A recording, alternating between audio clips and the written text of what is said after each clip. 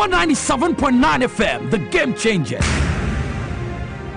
Exactly. Dwabo Ase Jumedi is live on Power 97.9 FM. TV XYZ for ya mama chen mama kwa ba no pay da say. Some of them fidi ato na mo ba beti o mai emu ensem ewa ha medi Piesie Okrah boys prefer chief tankers honorable without constituency. Nyankopon the grace and the mercy and until minu no ye that's what tia say. Na no pay what menka ohun fa okra mpo na ese wunya rehemu se ho beto Nyankopon ayebi e de amawo nie owu ya e no se motwe no sabio ohun nya fenten no ye wo bi wo ho wo mo ho fe pa so enne wo mo hye motwe ye wo bi wo ho wo no mu dimu a kire se abrabomu ye de ho toto o mo kra emfa but wo wuko iti wo bisa oho say na media kra na maya ma Nyankopon ameda so yeti nkwam eya adom ne ahomobro da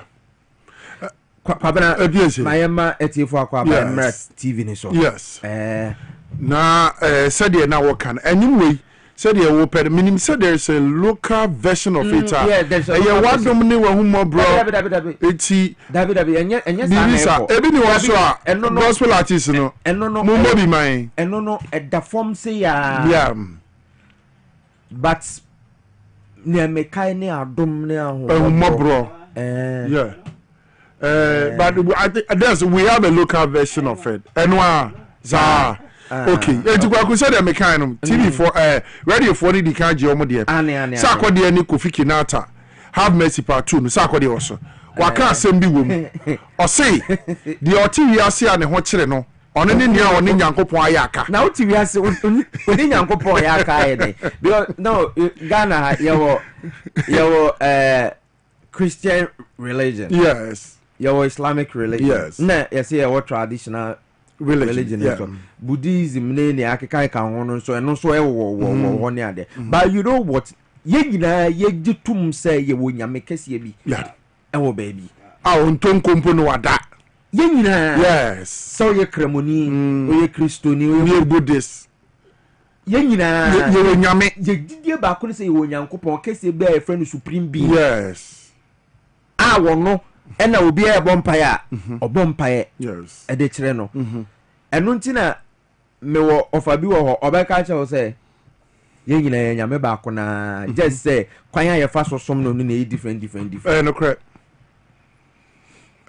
wo no so na ye nyina ye gidi se wo man kwane ahoden do you get me fine ba pe se onu se bi ni nyame no so de age se ofa no bobo ana ofa no kosi ba bi foforo etu hwa wo Bible mu mi we fi ba bi ade ni si ye but na wo mo eko di ahiem em se nyame omo na mo gidi omo wo gidi o different no omo ka bala bosomfo mo nyame din aba na yesu ye mo ye nyame din ye de yesu nyame a otiasio what was that wo Bible mu but this a story but me we fi me pesa me kai is you know Exodus na menka me de no crane menka quotation no ba bi ewo ana ba bi esi ankasa ba minim se bibi sa wo se ebi no mu bisa se mu nyame no wole hwan mu nyame no Exodus wo ye ne ya ne no esi ba bi ya mu kokoko to nase ana wo ye nyame ban eti mu mo nyame din na ye nso ye mo ye nyame din ye de ye so nyame a ote ase me nse da nim ba bi ewo but I think Elijah First Kings chapter 18 verse 25 okay up to 40 Elijah tells the prophet of Baal to prepare a sacrifice and ask their God to consume the offering with fire. What did they make a chona say? Come here, you the bonyum papa let me see we free mo kra eda America na eda America free mo Israel sorry papa bi di bonyum papa bi sa o di bonyum se bala konfu akoma oja mo o ti say nyum no that's what okay menye but that's mo betumi apa aba So mami fa your motivation message nemra and I pay na yem fa the ubon krata no mun se men fa Chris Grosser prominent American entrepreneur, photographer, and motivational speaker. What can say be or say? Opportunities are created. They just don't happen. Opportunities are created. Yes. They don't just happen. Yeah. And you know, men trans na man me kase me pese me koye nurse. Yeah. Now tifie now don't say and then it will happen. No. You create it. Yes. You have to create it. Yes. Enti enene saying enene se warrior secondary school no obekwa akoto forms yes na wakọ nursing training and am free training school yes and sana wo wia akọ rotational nurse wo wia na ya post you na watumi ahu nurse na eda wani so free won kola abremu na wo pese wo ye no watumi aye ebi wo pese wo ye accountant warrior secondary school yes obia company bi aniwa ebeba be hu se oh kwabena no, it will happen. So you create that opportunity for yourself.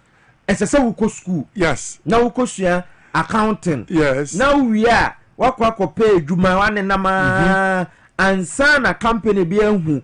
Yes. We resource who go school no na yet to meet this opportunity now. Yes. So you are creating it for yourself. But we have fear money see that. One the position now you are occupying, you created the opportunity yourself. So time I shall say I will call media school Kumase any other schools are building up or for online training. Now online stories now we're building it up. Now almost sure what Juma now we no. So based on what Juma now we school our course you know when you were Juma okay. Sabri kwaku betime adwumadi anadwen sa komai obi bi yewetima kofi akofro obi bi si aba so metenem na onye adwuma David it won't happen David instead that the batch dey make am just say adwuma ye you can't just walk out there no afre obi a brabe ye obe papa so ha ji se ebo ne ma because only training no on creating this opportunity ni ye on hunu nya on timi ye exactly so opportunity no it doesn't just happen. You create it. See, obi pie ne ene obi apie o create opportunity bi o baby. Meeting na oko onya kwanya ben pani bi a. Entempa o create contact bi a. Asema wo beka wa panyin be convey. Obi anya kwanya hia pani bi nsesi a no. No obi safa fende ga no de beto ayi mpaboa. No. You have to share ideas. Yeah. So we share pani bi a.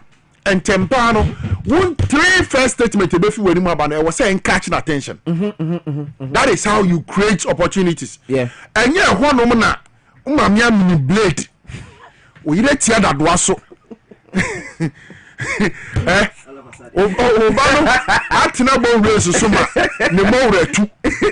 You don't do that. We are so irritating because Satan here, they be American, but if one year from one, go up from one, was your mom for Kwaku.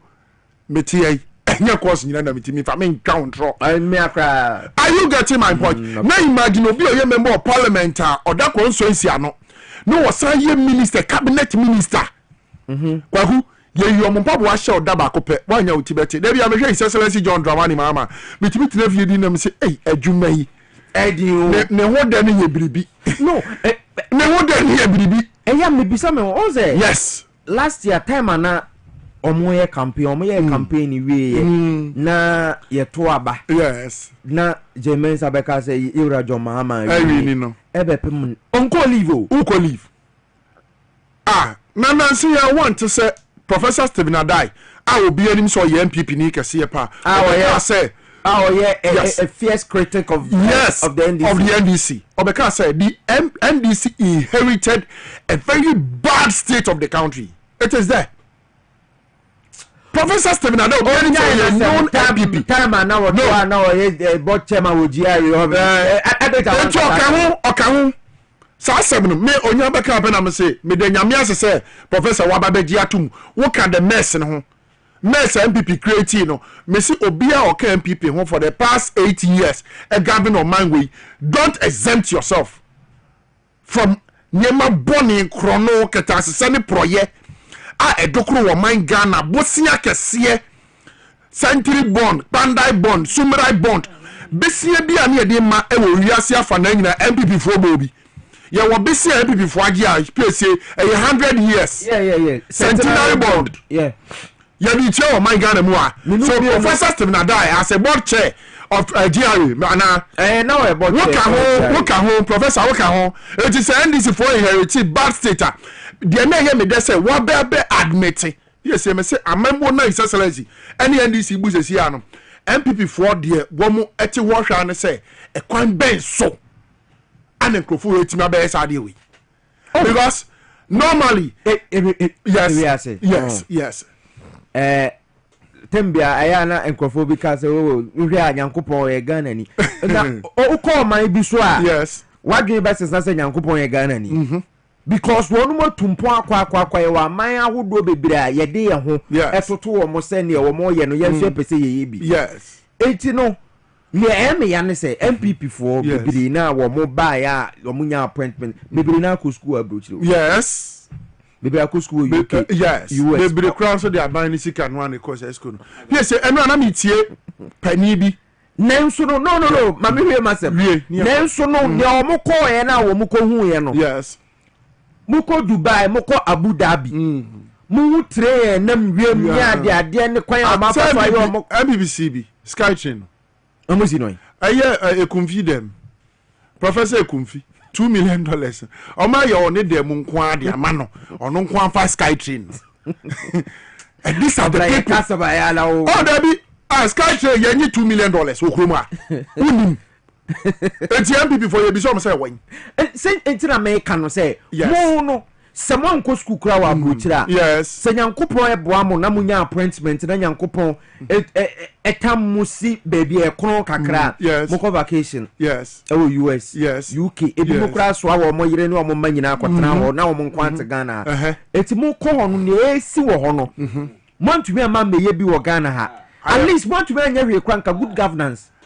Piesie me and Jobrimpon I am just waiting for the very day menya opani bi obetimi atenase na odiyan go through from the first second third up to the fourth republic ade bi a MPP amanyoko se na omkuta MPP anomkuta din fufuro bi aya na no beboa na oman we yatimi akoso look at the anamitie program bi anyume ba anamitie program bi anyumere bi anyumere na pani bi kasa Piesie se Ghana for womunim sika MPP for awie free Ghana MPP for ti was a CA in one so mo dem one say MPP for etna opposition 200 years a common the omoda some MPP for almost mo jaye adwuma ye na omo tina wo mayin sika wo mawie no Piesie a common ni wo da 200 years MPP will be in opposition and they will be satisfied. Be call my brother, or my mother to kwa brother, or my year number call, or my Ghana sika or my ria. Ghanaians need to understand this. And I don't see that a year or ever honor. And you know, me and Rana mene opinion be doing common me catch and say, Bamunim say. The way now most can't say you can't say MPP 4 years, MPP 4 years. Can someone to me and Ghana say I'm MPP 4 years? Yeah, and Nuntino, yet your Marco Jam Marano, a bimo aqua dema 2028. When we say a bad before you to know the better 10 you because to send a 2016 a month for year research, and who say yes. Corruption was one of the key issues in Ghana for to Abatia John Dramani Mahama. Yeah.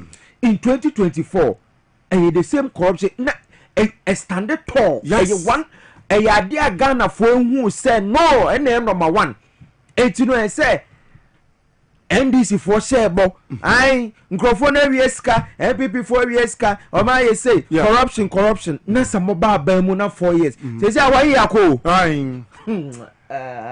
to be honest, I didn't say, Benny Bikai was say. John Dramani Mama. Near what about what you so Ghana funny? I can't dear back up. Yes. Say, Ghana person woman accountability. Aye, Juma. the past government. No, accountability there. Yes. Accountability there. Yes. So far, yes. We can say a year Juma Ghana. On say a program no mo ministers na ko Jubilee House akwa address Ghana from friends saying government accountability serious, yes. So accountability me ye my way me nyaska way me yeska way ye way yes. And no there wo because in the past na sadie no any ho it's accountability there e wo but people should face justice. They should face the law. Yes. Piesie, but any can say Muhammad should kill that sympathy syndrome.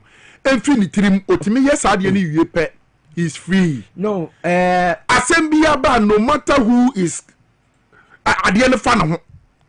Onye board no pushing fa mambra no say mra je. Moni asumesi ano bentini. Sika sei ni esusu say afa ne nsa say na ye Ghana dia. Say wo so demu a wakobie da mango prisons ano. Yesi mu ofe papa. No yem practicing. Among call me or no mining fun and tema pebi infra. Piesie dealing with people like MPP. Okay. Nyame. Yeah, and so Ghana for a share ni mu say Nyame boa next month 7th and Ayura John Dramani Mahama ebedi 1 year ewo akonwa so. Nti sesi e 1 year na aba no. So I think say Ghana for a share ni mu because omo my research e dey afa abato ho ne ade o kroma nyina say Ghana for na yenso yen nam kroma yetibi say Ghana for bebiri na to abade mama hama because o shebo say e ade aso ba omo a wonu ma di o man sika wo kwan abone so o man ni sika ne de utumi di because so ye minister saboso me etua o ka e o man sika but o man sika bi wo ho ayendi etu o ma wo man di no na Ghana for expect say ye be prosecute omo 1 year abai de nya hu hwe ye nim say NDC for aka bo Dr. Dominica Yina abaso say o a very meticulous on fa some court abra woni nyina so next year as say you hu ana mo nyina ma so kokoko sa Adam ko meeting and your association meeting. Watch association. Ona your president, you know what are you different no. That's I say. I say no be ya mamele. Nana Jo Akwachewa, et is saying. Piesie me ho ye. Mafiu.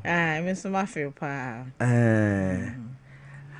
And you who said you kind want respond the answer near to us. Now o mama ma akwaba. Akwaba. Ya no answer. Minyi de ano. Watch any say obe ya mamele no gi 2 months na ya to aso. Ene ya ye kase ye sorry akoya na ye. Adwuma ya ye. Mo amunim say. Uko leave now ba. Hwinsi. Boga hwinsi. That is ready. Emfa. Hwinsi. Emfa ndi sa perfo fabla. Na we emfa. Ala no mama bi sia me o se onu ama ne de obutume tete wo. Ana me say omo ban frema mu ana obutume tete me na me se me pon a. Te ya me tete omo no. Udim. Mame fast da ma hola se bia ba clinic na no pay utie me na ho mfa wa ada roma kopi mu e wo hola Saviour Herbal Clinic ye wa Simon ye ne Access Bank de din hwe ne mo wona se atata wonim ne ha wo stroke e ba won kaye se wo ha se wo fa bi jojojo ne ade diabetes kidney issues sisi yade be ma wa ye mere wo mpem ba ubunsa wo bre ada roma kopie mu e wo hola Saviour Herbal Clinic wo maduro ye pa ya wa shaima ne Access Bank de din hwe ne mo frɛ yan no pay ya Dr. Okrah 057-665-6658 057-665-6658 ofra woman ebebo enkomo. Let's talk educational consultation in country say oba no 6 months ekopem 6 years wo geno na ade ede ni say ye ko school no 12 months ni nyina no vacation just e bia holiday bia ba say bronya ba na Easter ba na fe eno nkwa na nkola no ebetena fe na eno achi no wo ko school niema wo mdidi agro wo school mo nyina ebie wo no madwe mo entrepreneurship public speaking ne art akra bi wo ho yetebo obisa na asem kra no gina ho hwe wenim fa ne ko Let's Talk Educational Consult ye Woteshi Estate Mango Street no so afrefre bia na se open chirimu HM de ya for Madam Time Bomb 0249 069821 0249 069821 afemi nkomenu ama no so na na do akwato na ama poma chicheku one start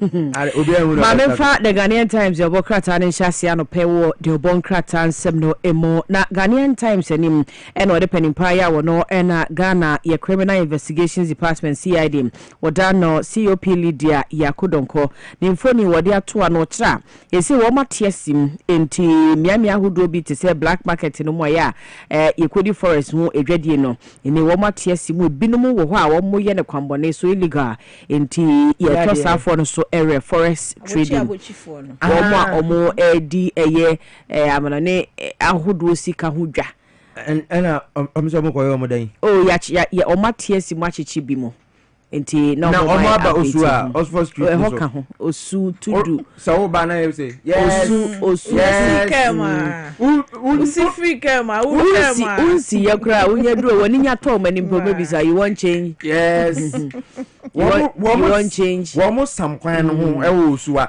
so anope de omu ni ho medru omu ni ho me ho o mate exercise ninti no obi o mate first around this time you obi wo ho desi o mfasa kwan me pon me shada around that time I ba ni nyina na ebi ya na ebi wo ho osu Oxford Street ono be pon Bessie, Oxford Street, I want to hear you. Here I am, Paul, you're now. David, Oxford Street, it is a Bantama High Street. Yeah, 247. Omujina Bana Pedi, we do home and so down so Omocon and him honor. So down now, Soriana, Joe, 3 a.m. Crana come to our Una Oxford Street, Obeyedian, Yabaste over 41 illegal forest traders. Ewon cry ha. Omunko Kumasin so. Oh, say Omuguso, until we first step into Omo Ebeko so rira. Into Omocha to do circle or su enome Miami Busu say circles on hey. What do you run new station hona? Za. On the town on your phones no more tone. Za. Share. I for me visa you won't change. Oh, okay. And they are for. Some of them say me pet traffic into na me pesa ya me kukrum. Me na me fitiri ha ya. Ah, okay. Enti ne eno ho anamuntu akoso ama anope we joint police ne Bank of Ghana. Wo mo ya wo munyaye na wo magina so dey to anamuntu ye de ehwo asem aba de obo Dr. Kissel ato force na kan say black market no wo na kan hu bi na ya na dollar ne kosoro ni ade na amanfo say na wo hu problem na bia wo kan kire yi date na ye to amamo action na apostle ma free mo enti eno so ho asem enya bad Ghana man pedi abedi e professor na Najero Poku Agima enra na owo Kumasi Asantebantem we ye KGL Eve Medical Center ye wo Kwame Nkrumah University of Science and Technology emu okugina emu hwe emie pals adankura no ho entuma na eba be transform ye mental health care na se eba adwumuka ene eho ensem a eho no beboa bebre se na ebe ya nipa adwene ho nsensem ebekoyi mental health care adaba fo bebre hia treatment Ghana for bebre ye anopet ye nyina hia bi because ye tie hu ye say ye papa bebre de no ska unyenye ska pe wa okay say nje ka ho okwa na okwa ebe unyenye ska pe wa okay but Ghana for bi de we si twika okroma ni ade mama was no oh, twika akwa taxi. And I say the way na man for twika okroma no. So ho ko di na san be ba be. Hey, the way no be besi across no. Enso kwan na nye ne kwan o. Ko be say do atem. Among Java for bebre here sa mental health mo no. Enti eno ho asem e wo ha. Enti se kuma so for anyo mo de senkra fo nso nyo mo de. Enyo mo de o senkra heavy se bi wa dada. Akra psychiatric. Oh o se o pantai ba kuma se wo mental hospital o ye de bi ni ho. Nti obi bodam ho sorry obi nya adwene mu kam ya ti se de ni free ho bank ran. enti kg of fire dey omo boy bi Oliver Twist ask for more psychiatrist be omo come say Ghana about 90% to be ya about okay ya dwemu kan no o say about 90% of Ghana ya dwemu kan na oh no kwe utumi so be about suit and tie come up ba enko yi o be sia no na o kasa sa ya na ye fa adwen ye fa adwan pe bo calculation we ti mu ana mfa utumi sia obi na o ye ni say na o kasa calculation ya obo no o hia moa calculation ya obo no mfa emfam maybe musu kreska na ba so o mabodam okay o madwene mu kan mo sikadam ono zo be kwa no po hu ene kwa wana mana 10k me fama des wana fama eya na no so na kasa enya emma obi wo hokrampo a oye adwuma wo sebio say ade e bechi na okwa akodwen se die na medi oni sa problem no ba wo bedu tumi kasa no kasa senti anyi sika se problem sa problems dey bebre oh Ghana the problem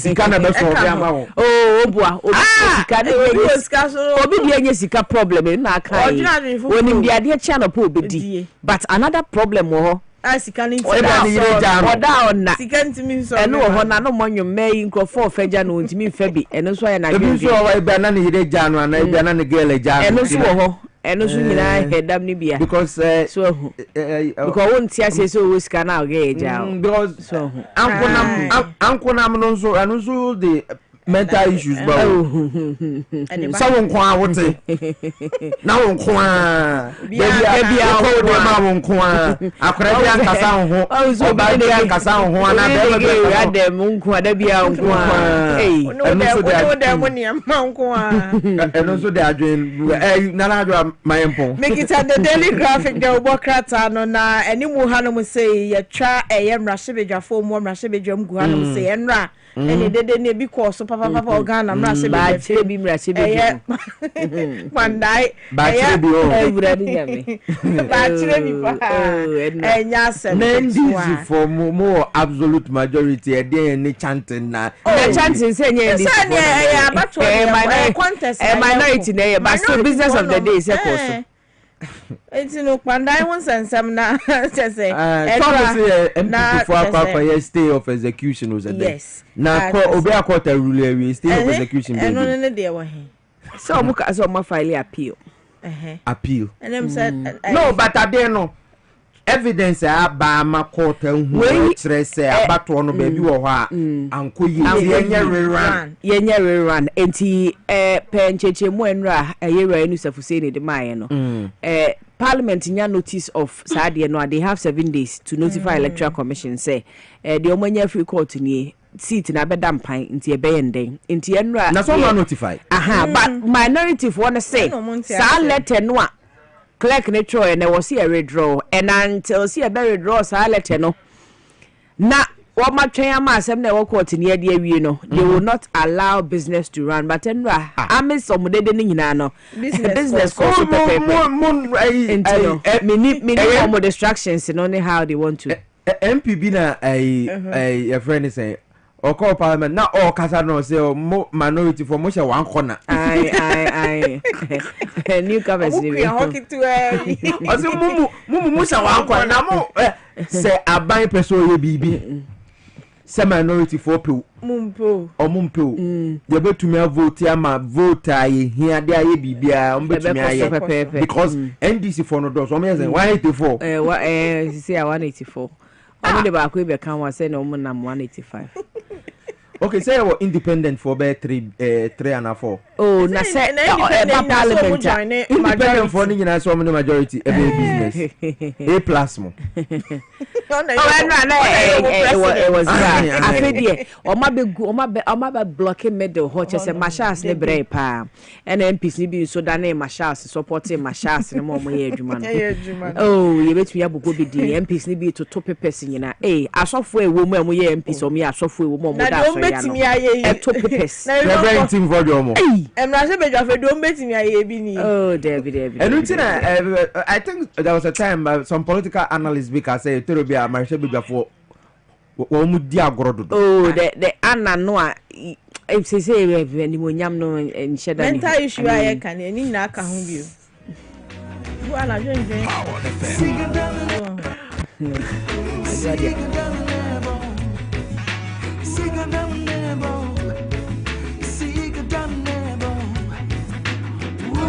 okay aba waje jeku ene na na ajo akwachiwa my emphasis na okay say mo na na say mental health issues there be mission function sikadam sikadam okay and sikadam okay it be boss sikadam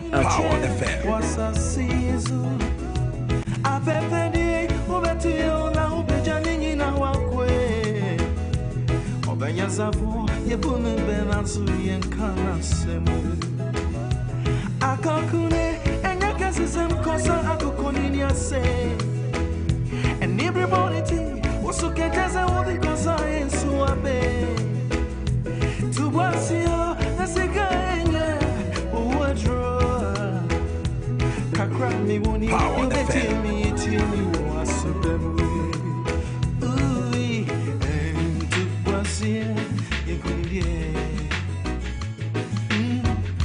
to watch you yes I to was sikanyo owadru sa wonyare da abra sika sha ubotompa na doctor akajo say drowe ye room no de bia da kro 1 80 by 7 days wo beto na wa wo hwe sika sha wataso na doctor say wuntumi nya hwe nom ne sa ona bo se sikanyo owadru ba sika ye ne ma bibire nso sa bible cracker kojo ntwi with that one Sikadam, beautiful piece. 8 minutes after 7. Kolugana Limited for the Drobia by a friend Araba Bazin Pills. Minu about me. Say Ubu Sana Bra. Ebi out there in Maye, one so there in the bar now. Why I say real son, the beer bar now. I told Adrian now tipping tinkwa. Michelle Adaroma, Kolugana Limited for the Araba Bazin Pills. Abako pharmacy beer ben will be an equajo there. Ebeti me about FD the stamp team show. Say Obano my Buanu CC, no man, your by Simo Buni, so Buni Boko. Ducat Pharmacy Wakaswa, Pharmatras Wakaswa, Unicom Chemist wa Malam Junction, also Chemicals wa Dabraka, Ekus Pharmacy wa Simon, Nina Okohwa Benyebi, any pharmacy be a Ben Ubiano. For 0244-139-176, 0244-139-176, Kulugana Limited for Wabeda Mr. Kilbaye, Wamundu Yepa, Yawa East Legon, a Champo Junction, the Butchman Hui, Ewo. Ebra so say a good monsem and so Edebro, Ewa Hakojo, Fusu Fandi Atanase, what the a good monsem Edebro.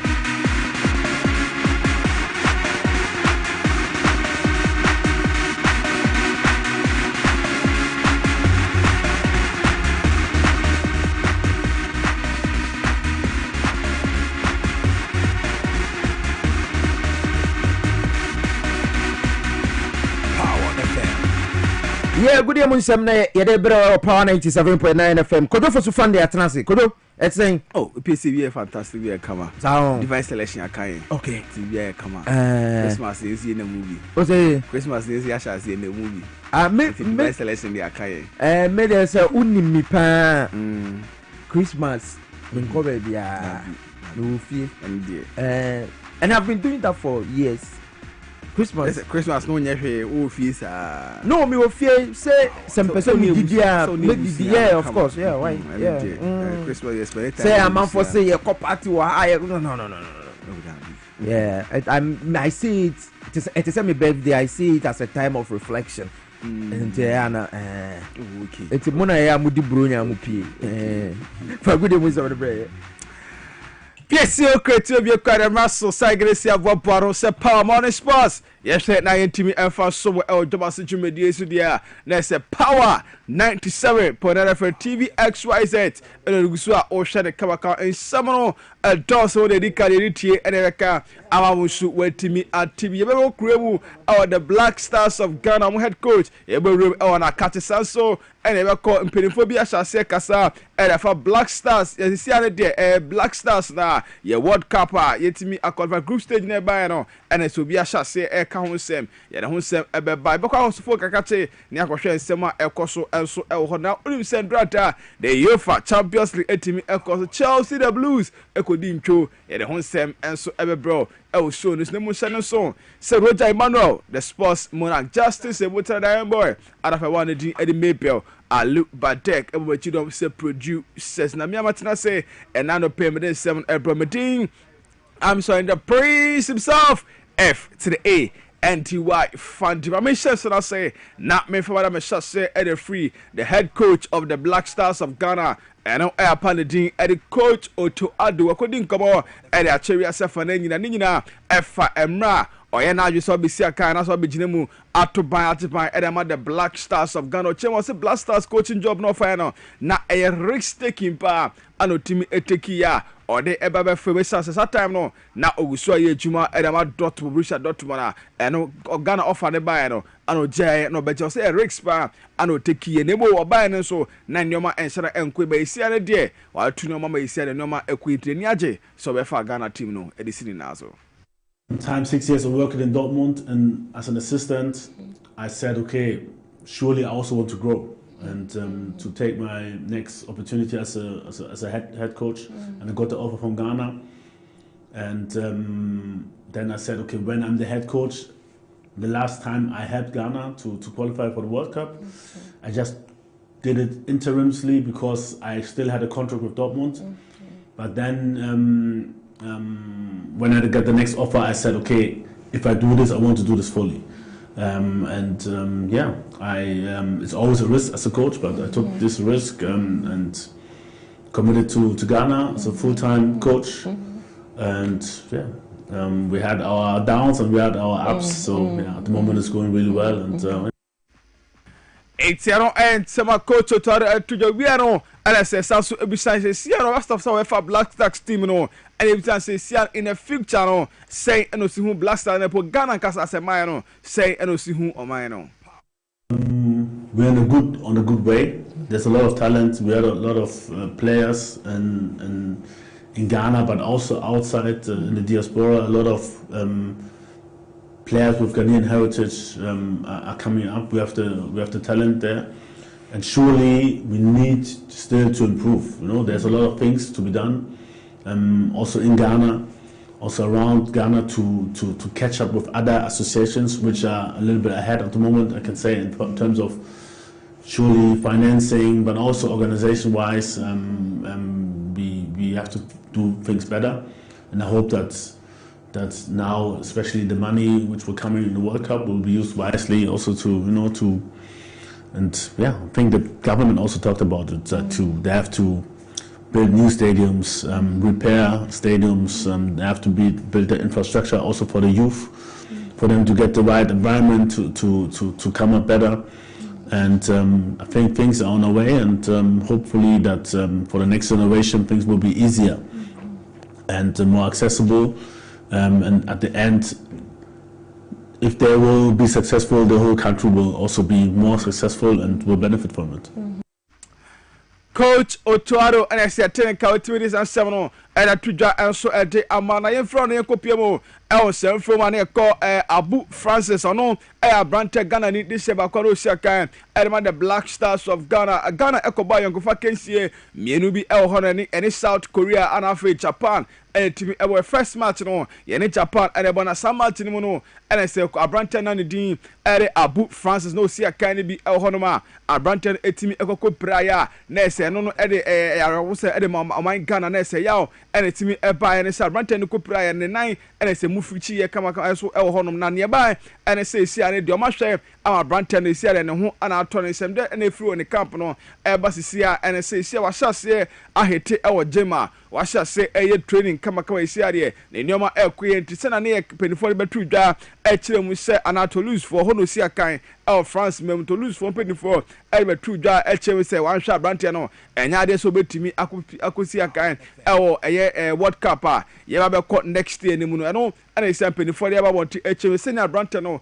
esi recover no si eye ne nyoma no e ade se wan hwa na World Cup no brante no ebetimi aba abesin akobi enso eho no ensem there eko edama abu France na fe oman Ghana ana Toulouse for enso eboboko na yede ho sem no enso eresi de Ghana for eche obi ankara koma entonye sansa brantia no ade se ne ho eto no enso eba wa hyase ahetejima oye training kama enso ewo honom na ukopiem ewo head of communications edema British High Commission to Ghana upon the thing Ryan Wilson wakasa afa Ghana group ye kokopiem in England for ekopiem no chim say or say pass Ghana ye team be England group na sa match no or hwenim ahwene be piem enso afrim name also no ade senepa Croatia for our benyo group ni so hwenim so mo revenge no omo de omo ka sometime bi ento hwenim say England ebeti omo ka e free on. To be honest, the only and this is a hangover from the 2018 World Cup. Croatia always makes me slightly nervous because of that, because we had that 2018 semi-final.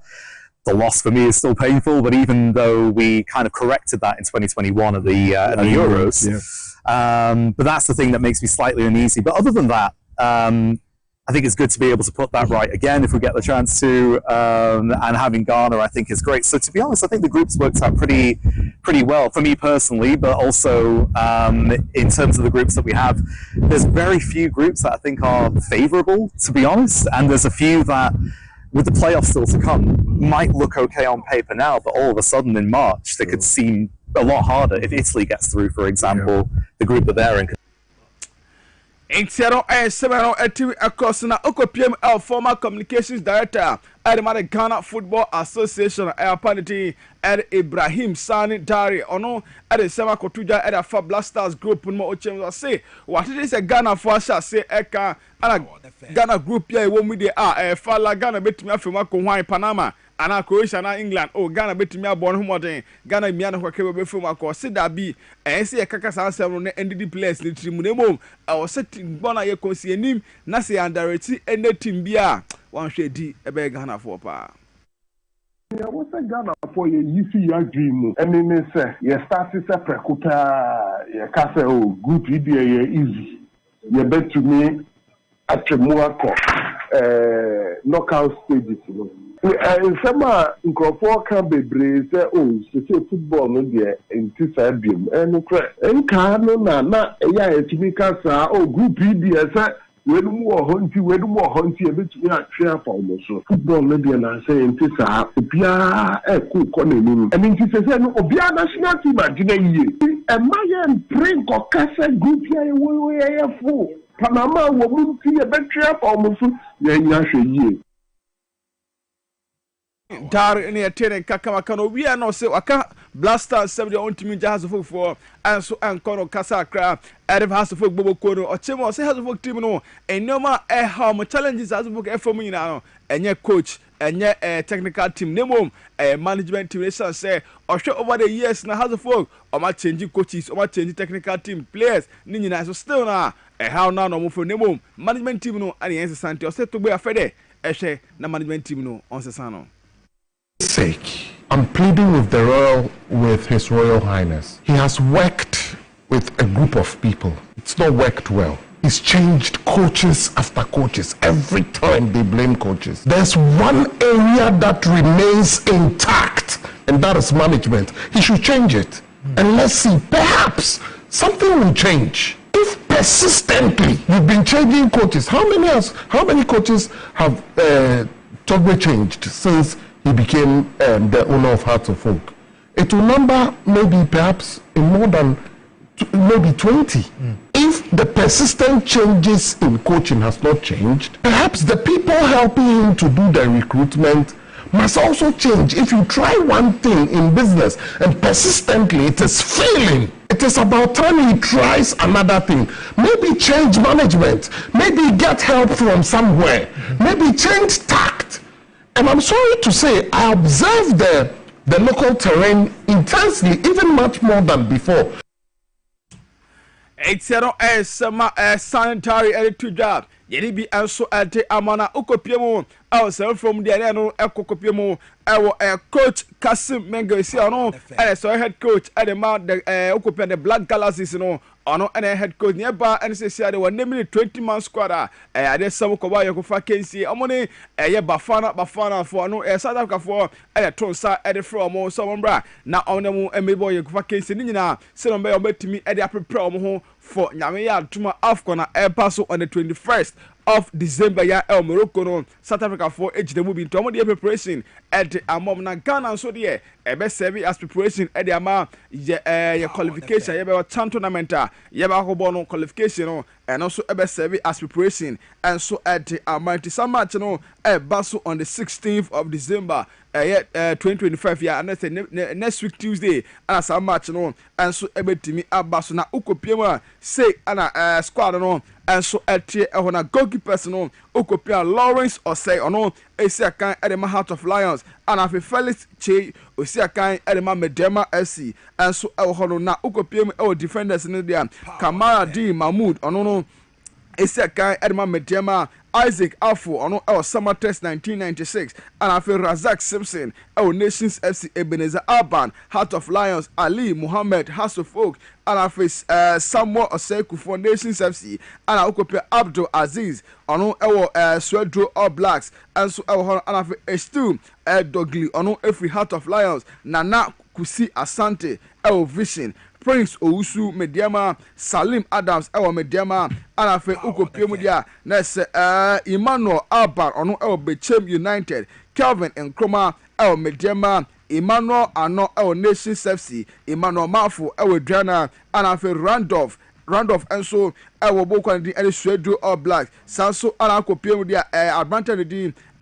Samuel Atakumi ono so Bibiani Go Stars Saidu Shirach ono so Dreams FC Saples we mo and say coach Kasimengo aton side there from somewhere na Omesiakan and so enfa moment 2016 as a match no and so ebetimi abaswa ye de ho sem no elte ema na ukopiemu the Ghana Football Association said the better one thing said transfer window the second transfer window no ometimi ebiemu e de ato na ukopiem de na se ombebiemu Tuesday on the 16th no and so so ebiemu e de ato na se ukopiem no omchema but just 12 a.m.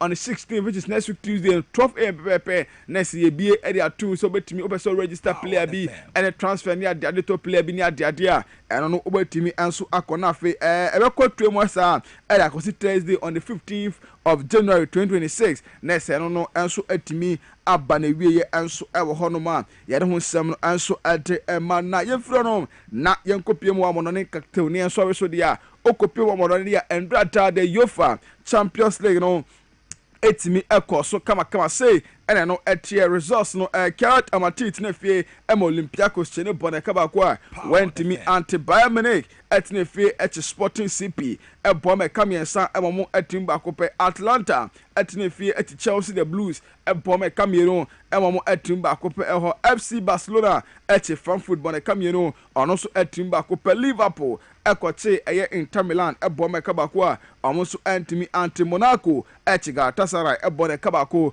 ono so antimi anti PSV Eindhoven nefie Emma Atletico de Madrid ebone kamiensa ono so atim mienu pe Tottenham Hotspur etimi Slava Praga ebome kamiensa omantimi anti Mohamed Kudus etimi abogo ebwaye Junior Sengalo tinefie Olympique de Marseille ebone kamiensa ono so atim mienu pe enso ewo ho nyame ya atuma ende esanso atoaso ukopiema Karabakh etnefie Nesone Ajax Amsterdam enso ete Abosanso ana Villarreal enso ebetnefie no ne boko na team ete Copenhagen enso ete abo Athletic Club and PSG ebo Leverkusen and Newcastle and ebo Benfica and Napoli Borussia Dortmund and Bordeaux Glimt ebo Club Brugge and Arsenal and ebo na for Juventus and Pafos abo Real Madrid and Man City and so ana ebona Arsenal Martin and no ana head coach and abetuja Mikel Arteta abetuja chem say ade say ukopia William Saliba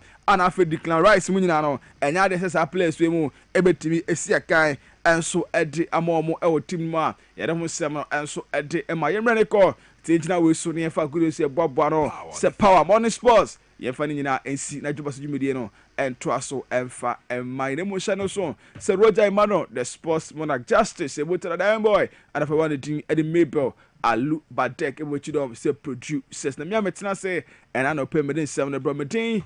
I'm surrounding the prince himself. F to the A and to Y. Fandy Chahwaba. Ya Pajoas Mediano, Air Trasso, at the amount. Power!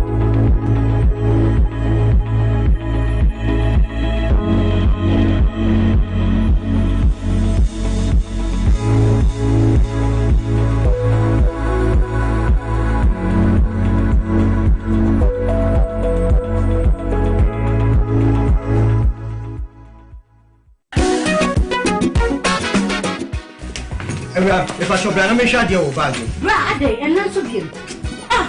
What time about Michelle and the city about Queen Wayne say? Brad, said your time about Mister, as your Jimmy fearful, and not the about ever saying. Really, don't this offending now. Brad, some makers and me, the time about Mr. Huadancia, we are singing now about Timinka. 87 malaria, what run the time about Mister? And you go, dear, no more to want to me any jail. What run the time about Mister? A drink and your mark or bar waffle through. The one mark for down for any aquada when you feel to me, and some of the time about Mr. Drabill. She's a walk hospital and answer lab. I'm what we said. Oh, a 3-day malaria be answer. I also time me a TIME. Time about Mister. I feel malaria fever be than Ziba, a woman. Ever slap. Ubenya be at all, ever over the counter medicine sellers. Any herbal shop to do an FDA Aji a dreading cratway at all. Bravo, a jumada. Ebwa eyam eduane ebwa eyi insa free ni peduane na ebwa woni pedua ma etena ho yi nanso woni say niema a yedi na yenom timi ma brebo ye edumaden sen pote me hunda me brebo ye eduma pa e bia se me ntumi ye bibi bo me brebo ani. And wanting about the left feet from the Moses Clinic, we have our center about herbal food supplementer. We see the pan the barberbo, ama a year jumaye. Now, a year juma. Fatopa yenumino, and no pani anymore. Now a broma berbo ye jumaye. Send a beya, a bit me and yam a jania woody, a sissy ni pijanimo, a you moving see. And no, I'm a brabo here. Ubenya Life Kid or pharmacy, herbal shops, no supermarkets are a bell. So what do those way to up? Fresh 0244 06 8447. Life Kid, one will bread war, one will nipedia.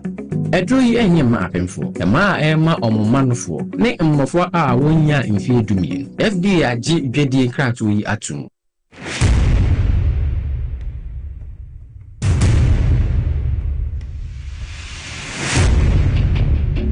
Every human body mass should have at least 60% water for optimal performance in any physical or mental exercise. We can help you maintain it naturally.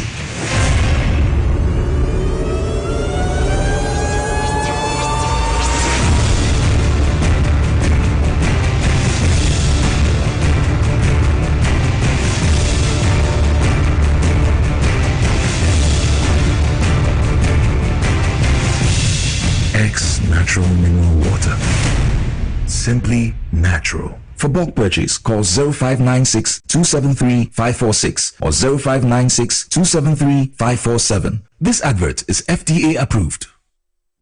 Na ede na ya obayi a oda former son ya funu emunumuni. Oh, Mr. Entry, also yare ya titi me ben fie pi nanso ne yam nyono da. Se me chew no ahodo amato a me hunu hwe a ebe ya nwanwa. Menyi ni say what ulcer tamfo hexa capsules any hexa mixture yanum bom kotia ulcer no bia ma no anom. Anka ne ho ato no dadaada. Ulcer dro de eno ani hexa capsules any hexa mixture. Ankom ni nchiremu. Ulcer ye kura eto ye funu ene ensunu mu. Etuma wo ye funu ekeka wa. Wodire ho a enyi. Ulcer etumi ema wo ye cheko ebre a wadidi awie. So how eye ulcer de a compare hexa capsules any hexa mixture nanum bom na ho ebeto. Pedudu etu a ko okanshi drug lane Kumasi Dani Herbal Takradi AA Mensa Anafre 02038228855 Apefo abatanya woma won mofra no fo ene mofra woni mfie dumienu enka ho Haxa capsules and in a mixture. Asa tamfo. Edie aje edwadie nkrato yi atom. Adolfo ye tete obibia and obibia kwaba son kokra. Abusia yare ben na hawo. Yare ben na ya kwankra. Wo de chinchina wunya anuye. And get to bray. No we come for Lion Age Clinic Ghana and Famau. Ahankwa na ade pima. Ye dey bibidro esan yare. Ama wunya sunsun subani bia. Abusia say yare for ebe pima our Lion Age Clinic Ghana. Dr. Biodo amudra senior hofama son kokra. And show yare for no ema ne botono. Abusia sa uba be pima wa haseya. Yes and number we to say syphilis, gonorrhea, candidiasis, Jaripa do not see a friend of Python. Yea, company and won't ever has said. Abusia, Oya Bema, who was in any more, went to me, why do my any more careful now. Lion Age Clinic Zebra, not that we draw a man now, so said Bema Mapa. So also so your bar, and that's how I look for about who maybe. Much now bread, but if you know our Lion Age Clinic Ghana, now the tip of first soon, I will fear. Adolfo emotion me so for profiti. A better crane me yare ana me daho. Madam Fubi ban nchen me introduce Lion Age Clinic Ghana man. Na me two na mo no. Me call you me mo hwe me omo me do. And me ho akomi. To wa wo hwe me a the leaders wasa. We can full line in Ghana mouse and so try na mobra na bi na wayar sa. Assalamu alaikum. Na zo din ga asibiti ne. Amma ciwon da na zo da shi na ga an treat na samu sauki. Yasa duk wanda zai zo musulmi duka yayi kokari ya zo nan wannan asibitin ga da zai samu sauki da saukin kuma kudi ba wani charge. Insha Allah da samu sauki. Hello everyone, my name is Dr. Maxwell Aziz Mensah. I'm the founder and senior doctor of Lion Age Clinic Ghana. Our mission is to provide you with exceptional herbal medicine treatment and holistic healthcare to all our patients. With our team of dedicated staff and innovative treatment, we are here to support you to becoming a healthier you. Thank you for trusting Lion Age Clinic Ghana. Lion Age Clinic Ghana, your #1 healthcare expert.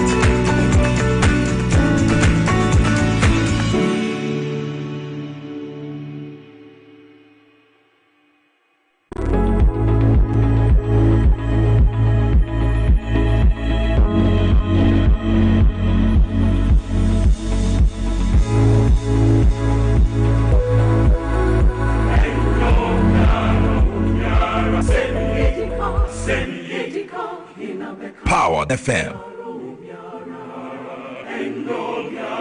Asemi di kan wana beka ya na ese yeka. Ese say yeka asem no ewa ha.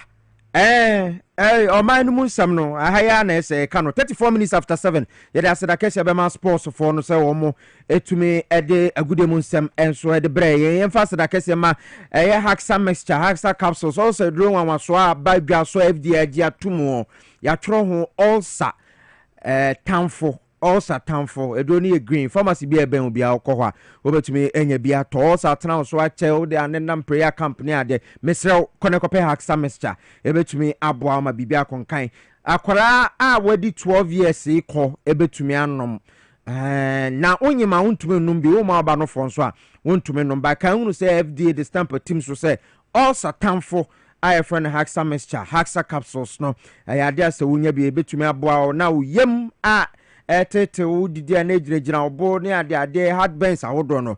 Atumi eyi no enso e de free ho. Madina for Yabeko Cats Pharmacy or Kansi Drugline Repatch Ventures any Hallows ebi wo ho. Little George or Tema Community 5. Ducat Pharmacy Wakaswa Fre 0240 238 310 0240 238-310. Yatena se ayeba bebo enkomo enra panda issues ya na ma parliament enra na pinche siwa amanfo bi se na mpanyimfo pa na moye mo ho saa no one seat ebi mo so say and this one seat penso man ko pran kamo 184 ho ana head ebi mo so say say MPP for so to me batabato no yakoto no last year no baby ankoye results no senseme koka mu wo baby ena asem no ya de call court NDC for the call court nti e call court na fei na Tamale High Court ebu asem na wo bu aye no say say yekoye rerun kwabena no say yenye the whole constituency and answer some selected polling stations. Now, Assembly Court, no, the NDC parliamentary candidate 2024, Daniel Wapai. Okay. Or the 41 polling stations out of the total 152 polling stations are a work Pandai constituency. Okay. And or the court say and may be a C or those polling stations. Ma mo fa so baby was ye declare abanokra yen declare no near the call baby for frokoye nti court no enhwe san semnum na anka o meyen to aban foforo ana MPP for so ko fa different police stations wo mo so mususi say eniema bi yeden and yen ko to aban foforo. Okay. The buy no. Okay. And as yes. MPP for so akwakoye almost on my stay of execution. Yes. Now obi a court di asem stay of execution no so no so ye di asem. Court no still. But I think say well this Pandai issue na kasa no. But anka issue rinye issue sao ya to aba abato nsense na nkoyi court say yes ankoto fufu. Yes. How should that be difficult? It's a MPP for yes one parliamentary candidate ni di margin ndam edia. Yes. Na so munim say obesan winia. Why are they opposing this? Piesie sika the electoral commission in here equipment tools are here now they are organizing the next rerun because of Pandai no. Me catch a Ghana for you know say nye NDC and MPP for na ekobon ka e ya ban no yeah and e constitution say baby say sia ye beto aba no foforo say de be ya wo bia sumbe den e bejo no like obi abi mo be na fine da people of Pandai one more eto aba 2024 of course indigenous ankasa tikuro no ankasa wo mo nko ba bia o mo ye o madwuma o mo e wo northern region ho no wo hwe ba be 10% pe the last time you shemu kire ana obi a o ma free Pandai sisi ayi eno kra sa abato no e ba beba so a na ogidi say MP wei wabo bra wa ha dia mame me woni da so no wonu mi wo sa gidi no wonu mu aba bi obi obetu kwa dia ba ye du mra ye general elections aye ko egro mu yeah amount for etu kwan people travel from Accra to as far as Upper West what the make sure because to aba it is MP didn't say yes wa so many nkrofo ni here why should the party for no be pinche? Are you getting my point? Because it's just like a issue where a story I say emo aduma nyina ekohia na wo mu ebodwa na wo mo de hwene ko hen am say say jata wo say a friend say bo ka say agro ye di ye wi a ne no nya fe no ono be so antwe no ne be so antwe no na fe patakusi me de mitie me ya and please something is funny here time one the declaration no and our court ruling no every time the high court buy you know the minority leader in parliament together with the minority caucus omo gina na chi ama oye press conference e dey address ruling na court ne dia ba no and be say wutia and someone honorable Afenyo Mark and Alexander the member of parliament for the people of Efutu I will not send the dom kuma na nim wam na sebejem no also a friend or sahin wutie ne kasa wo ye ya or the judge na nim twitwi form or the judge na num kasa no or the ye ntomago at the paper fin ono a o emra nim ni mu wie ye no lawyer ni mo the judge lawyer ni en na da bia na ye me ya no mo the judges ani mo betwitwi form judge ni a wono asua na de so what change wonya ni sua hunu because just recently just like as a year ago or yes. A year ago yes the present judges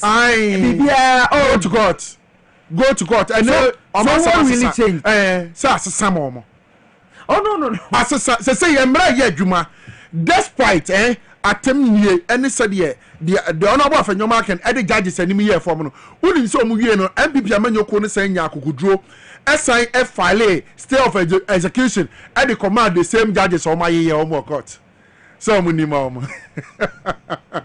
you see how funny it is natural justice there because yes sir what the judge animal to from now in India why go back why go there and then go and file another case say then on your mouth ona say one more person sɛ judge ni bedi asɛm no na ɔka sɛ wɔn asɛm ni mu ana no so wɔn asan ɛde n'anim atwitwi from ɛno sɛ yɛbɛkɔ yɛ press conference ni ayɛ no.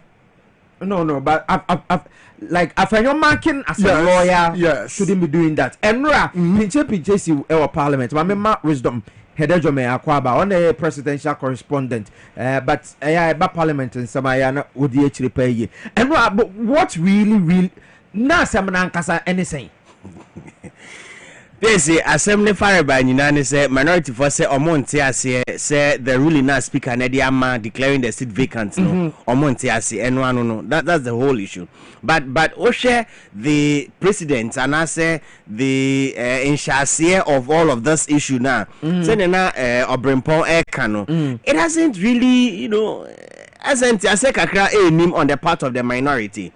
Because money na moye mrenim for and I say money na no moye mrashebedwemu for who almost standing orders amodi ejuma. And in any case no emranema ho kwan say if a seat is declared vacant by a court, the Speaker of Parliament has 7-day window to make that declaration. It is Obekaya somewhere last week. And now omo impress on the speaker say on declare seat no vacant, Bandai vacant. No, I say it was a bit premature because the standing orders and I said the constitutional provisions now a man sa 2 million akwenya no. And many nyan so ye. Okay. Until the 7-day window has elapsed, and a speaker I go ahead and declare say Bandai is vacant. Now he's informed the Electoral Commission say Pandai vacant. So yesterday, Matthew Nyindam not only Parliament. Because of the court ruling. Yes. So the Agra a contempt. Exactly. Okay. Into Nwamba and a minority for say NTS and NTS echna. Muntias court ruling asem. And you more and just recently omo assembly aba almost go to court. And I like Yeni Ape Kojo Nkrumah. I mean he's a senior journalist. Yesterday he made it clear. Say what the speaker did is perfect. The speaker Agansuma na Kingsford Bagby declare vacant no. It's in order. There's no qualms. Okay. There shouldn't be any political pressure. There shouldn't be any maneuvering. And what the speaker here no. Pepe and no. All my comments say the threats the minority won't be cooperating and only minority chief whip I'm not on prep. No, he is saying they won't cooperate. He is saying they will not cooperate because a minority decision. That is what the House on the side. The speaker correct. But your only party, it is according to the law. He's been whipped in line. He's been whipped in line. Say, minority fund. We are not going to cooperate. Until the issues of Panda are resolved. Now, Piesie, maybe say the withdrawal of their cooperation. What will it change? What will it change? Do they even have the numbers to be part of say a government businesses? For me quorum. Government business. And then round him say, no minority person monko fa maize no. Maize ni the staff of authority. Exactly. Say Masebejum government businesses are. One the same maize ni ba be twere ho. Actually, they want to tell some no matter to the kakra, no more the and man be flexible kakra. Into no control Masebejum. Wabra government business also. It's despite more agitations. Yes, and you man no one more ye. Ewo Masebejum ho say one more ebe sorry no more aye gidigidi no. Ni nyina no na government business also say utie background no a. Ni ebisa say those who are for the motion say aye. Na NDC for na so I ni akodu those who are not for the motion say no be enkasa ni a movie motion no it enra what time one na government businesses ekoso ewo mrasebedwemu no okay na MPP for sorry na nko mo pese omo efa maize na ewo mrasebedwemu no said e be ya government business na ekoso no enti the I think the deputy chief whip guy back no kasa MP back no kasa me refinity or say identity yeah government majority minority chief whip no Habib or say aden yeah government business na masha say one masha bedwem protect the maize no because na nkomo person mo nkono mo fa maize no because if that's the power of authority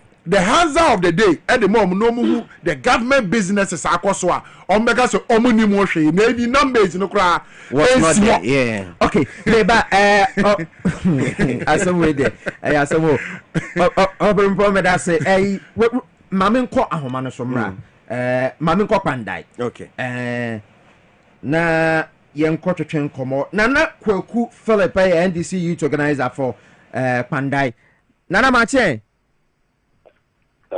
ja nizai nyame adumo na unso wani dia ni pandayo ni ho na ya ni MPP 4 ya quota exposure mo bani dia ni panda. Okay, so why is it that as a amaphobe create like a trap picture be the Tragana for side to say panda is as a tension or honey adi? Oh, Minia. So when send MPP for it. Since yetu aba ewie no. Omunim say abato no. Nemedia akoso a ensheda ento ho yie no. Saba no no mo start fa nema no. Omu sheba NDC for ntale omu eye gidigidi bi sania media asam no kokko to kura on be dwen se NDC for na sheda omade sa eni nyina chi no ye kodru court no omantini anya evidence bi a ekere se sankrofo no NDC for because the fact that one also be NDC atale does not make the person an NDC person. And so actually after court verdict no omo developing strategy ni na say they went outside the constituency to bring some people omo eba Kwanda constituency every Kwanda market day there 3 market days in here on the chin krom say omo demonstration say omo enya about obia e Kwanda.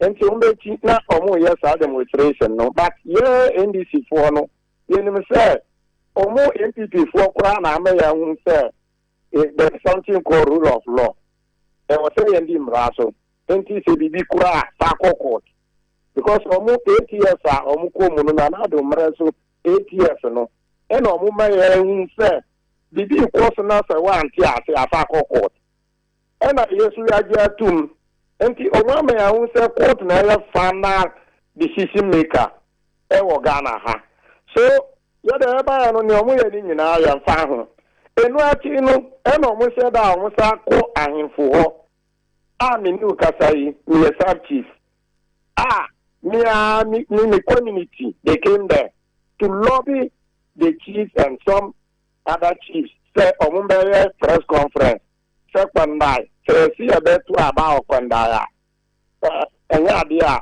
Kwanda asinje deba ninia omo ye nyina ye de ankase because yenim say ahimfo na omo bae no omo be press conference no sebi we are hinia ukura wonim say wa hindie no enche Ghana mra okay bia wa hindie no enche Ghana mra say you also under Ghana mra. Everybody is obliged to obey actually. And time for no eba omo press conference ni nyina na chino. Ndra wa ebeti ni say Kwanda hini Talmon chief of Kwanda we nana atosa the second. Any ne sub chiefs any other chiefs omo every Lonto ne kabeso aikatare omo nyina bae omo sindo asofno sub chiefs no edibe to Ghana for and enya no kore omo they are not even aware of such a press conference nani omo enim ni say Ghana ye nyina ese mbrase enti and we are some court because man can salary obi a sebi ope ntokwa ana kiosk ana opese bibi besi wo Kwanda ya nga ya tu abaye ya electoral commission edi Matthew na akunta edi ai results ni nyina ekoba bi aida tamali o Matthew fie no mkobo bubo results no na kono sala e wo tumi se ono so de mobilize ne nkrofo no mare ye bibia se ombreye but say the open asumje e wo kwanda nti wan fa sa akwa no so odi court but court mo shi asem no nani si Matthew e ya no kware se wa wini mi wo kwanda mo fa ma no se na no kware so a mo hwe na mo ka no kware a ewo court hwe ya wasi mo san koto aba na mi ni asem da ewo mu no se Matthew we see wa wini 3,000 plus. Why we need about 3,000 plus? It's just like Wakobo, I walk through be some meadow, get the for Wakobo, Pana, Ndobo, Febe, Wami. And then if another bois, I don't know, Omasa share, Monsieur, Omo, I don't know, Safro, no, Mumbe, will be. Naka, Kasakasa, you was asking him. So, when that chroma a woman, asking kwa Obia Bawada, Obia an argument normal, but as I'm then say, about on the bed basso. And I'm coming so on our salad, NDC, because NPP for a who say, and I will be at your almost on very about to the moon. And the natural said, be a course, Omufi said this time round, Omo and yes, sir. Opportunity in the BM. So opportunity no so ma they will not get their way. We did the second idea, she knew NDC for we are fully prepared.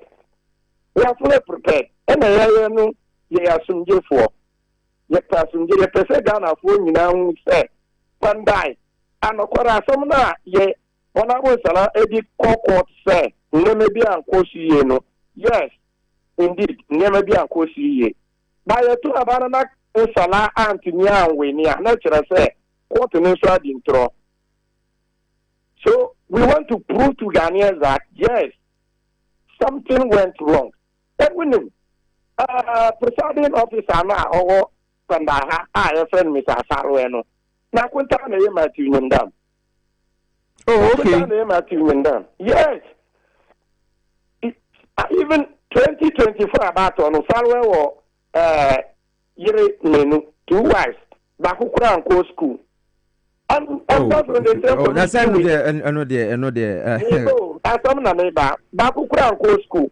But Sanya Kasai, Niyin now, presiding officers or police stations to be. School. Matunian Dama, okay. Follower, I presiding officer or Pandawa declare Abana Matunian Domino. Yakasai, my own community, where I come from, that is Kojabani. Follower, Emma, near presiding officer, or Hono, Onuswa and Co school, and Kitana to Abano, even I appreciate to know feeling of the patient. Some of the guys who are even party against another people even helped him and said at the end of it all, they were overvoting. And my own community, my polling station was part of the overvoting. This is a place is already court. So, and I know, we want to expose the MPP and the electoral commission. Okay, the electoral results are me war no say 2020 Matuniндam and Winnie, right? Yes. Yes. And now Osai stage come back in 2024. And Obewini well pay near electoral commission declare more issues about that. But does it mean say the way NDC for far semi model court no does it mean say Matuniндam the popularity akọ from area ho enu ntina mutumi hu say no the results no enye eno na the Pandai constituency for etomano. Oh minia Matuniндam already na on Shaba enya popular sa on Shaba enya popular sa Panda about to over Pandara Uben about was on a course of Panda. Now, former MP, the late Honorable Parmo, or no Umbomona Matibundam, a Quantasino. That was 2012. And Honorable Alfredonko, DC da every NDC mu nanko bejina ojina oni le parmano equanta si NDC ticket but dama omukwa kwato primaries no nemedi si here ama Honorable Alfredonko antimi anko ona ono ejina independent so NDC achemu menu eno ngom na amama tinyendam akunja eno famu 2012 ento famu 2012 no 2020 that was 2016 now 2012 no BT le parmo about 2000 plus votes 2020 le parmo no yasi wacha he got about 20 years in parliament enti obiase ohian biem no Matthew Esaba 2012 no the vote difference decreased to that was 2016 as I'm now okay 2016 the vote decreased to 600 plus 600 plus yeah we need 2000 plus in 2012 and 2016 what no vote no decreased to 6,000 plus so 2020 yeah NDC for etras ni we say no ekwembia say na national for no parmon kasano yeah they should do so that will bring a different face and if you are now salary by Matthew Nkasa ejina platforms was say Panda NDC but I Matthew Nyandam I want to show Panda people that I am going to change the terrain in Panda but then of course Minia Sala ABT Matthew 3,000 plus votes and OG2 say yes but another am in New Kasai say Matthew enemy say about one akosu ye or we need fairly I don't see anything wrong sir okay okay Mate on the other line o colleague Bako Frank Donko no so ye youth organizer to say wa organizer ono mo organizer Frank Donko ewo Pandai Emma NPP Frank good morning unia nana kwaku Philip erewo awoma no so nana mene no etwetwen nkomo no wo se mo na money case etina court no ediye edema NDC na I to say ferio say eniwo ena ase mo san twen asem no mo twene tan sa no NPP for position any say ankasa well let me use your medium to thank you and I greet the good listeners and then the viewers. Okay. Yes. Now, question for time. Martin, okay, hello. Mr. Martin, okay, no brabium. Mr. Yeah, question, Mr. Question, then I will be sad.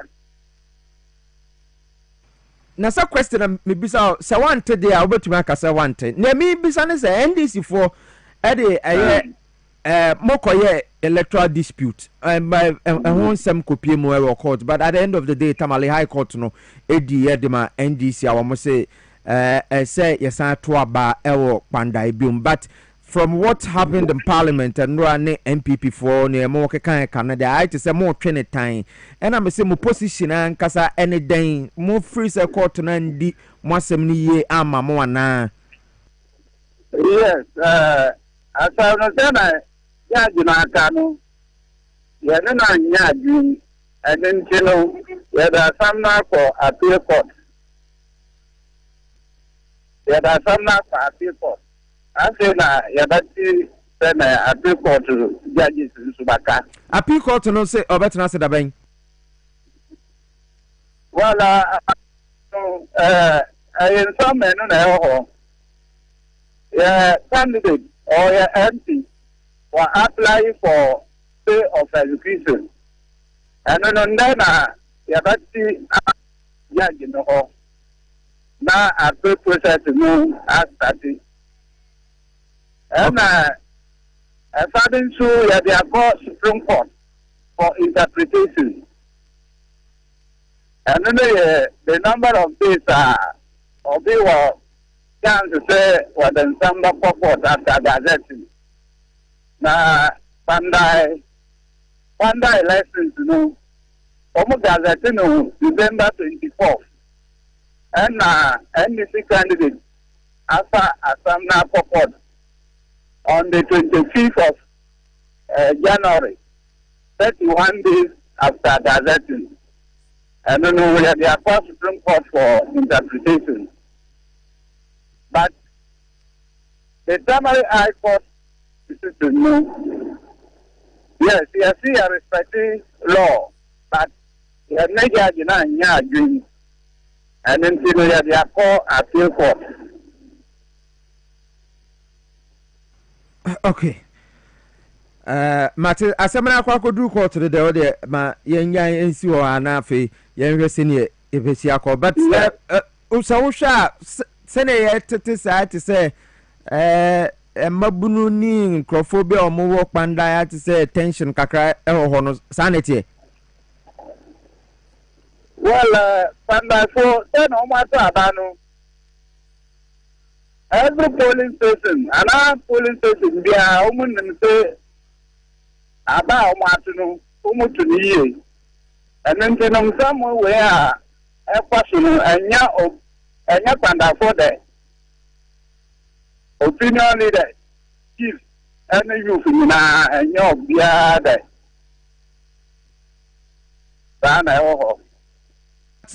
Obviously, court no during the election, no, we are polling station. Yeah, actually, for sure, and name right. All the agents, NDP agents, MPP agents, they now honor Yatra Bano. Okay, I see. Eti who did this say next kwandai for to send a court to the kind of kwandai for kotuaba and they are oh sure say Matthew Nyindam Ebersign are emerging as winner. Oh, make you say Yataka Banda Matthew Nyindam or that's how we need because Banda 41 Omuke and Omatu Amano. And then NDC candidate actually Banda 4 Yano. Woman so why you are that Matthew. And then to know about that, I'm honorable Martin Yindam. Actually, NDC candidate say, yeah. Okay, Mate, Frank Donko, yeah, that's say on Power FM, any TVXYZ, Tetratrain Como, and Anopay. Frank Donko, a NPP organizer, Edema Pandai. Nana Kwaku Flip. Oh, unu ano asema wa kan you eti mo NDC for sena musom nini asam na oka omo these days we back panda won MPP ni bia na nimu ensaba enyafe nini a Frank Donko these days won nukuruma we won say yes asama to MPP for panda for mo say omo na ma to aba ma Nyindam Martin Nyindam ba ombeto amana no esi a MPP for ha on side the demonstration no mo ya from mpe about obi what no amukọ no what do you expect from the court? You expect the court to pass judgment either in your favor or the other way. And Timothy Moni Tamale High Court and the High Court Musako for appeal. So in case appeal na anko ya mama Supreme Court anko ya mama and also Mubasa Canada. well, at the end of the show, we will say. Only honor what to me as a man, but anyway, Embrace into my info and commodity, Bibiania, Yabasa, and want to train. Make happen that NDC phone, and yeah, candidate, honorable Daniel Salah. But that will be green very soon. Okay, Mate, Nana Kwaku Philip, NDC constituency youth organizer, Edema Pandai, one and alternating Kano earlier, Ote Aye Frank Donko, on also MPP organizer. Edema Aye Pandai constituency. Mamenko wisdom ho. I'm say Masanya call no for frubium. Okay. Meba Mamente sa enkomo we in free ho. Nana Kwejo are you ye? Division chief Edema Pandai mana kwaba. Nana Martin. Yeah. Thank you. Mo ho te say. Nyame adumo, umepacho o say name no say na ye bono. Are you okay. Yeah. Okay. Your address wo has divisional chief Ewo Pandai. Mpacho wahini enu ubetuma chire mu kakra dia mame. Mpacho me divisional chief said more okay no na the divisional chief under Nana Kwajo Benino the second oye Nchimburu Paramount chief. Oh, okay. It's who no there no kuro ben support. We are. Yes. Okay. Mate na mo issue ya ababeto ho court abua like abato ho manso ya ko Tamale High Court abua senka yensa nto aba wo ka omo a wo mo se wo mo mpene ma abato no emma so ni bi mpacho bitaho adentia because court abua Ghana ha obi anso nche mra nti adentina mo kase mo mpene ma ye nto aba adesira de na yedi ato omampeni ene kota ni yemisa emra ho yenso yentimi nti amra nambom enam nsamba ko mienu bintina ye pa chow se anka ombe ye hu bribi amaye chire nsem no maye ombe ye hu bribi amaye efa revote ni. Okay, eti nsamba ko mienu na wo ka ho asem no chire mu na maybe can I say Aksala any push echo premise. Every year you know ediba sabasaba. Ye go to no 2024 ya go to no sabe achinje aba woni obi ntemu a anya say ballot boxes na wo be shi ballot boxes no eja atoto ebi mu ni kasai enya me na meka ya dance ma panda nyina.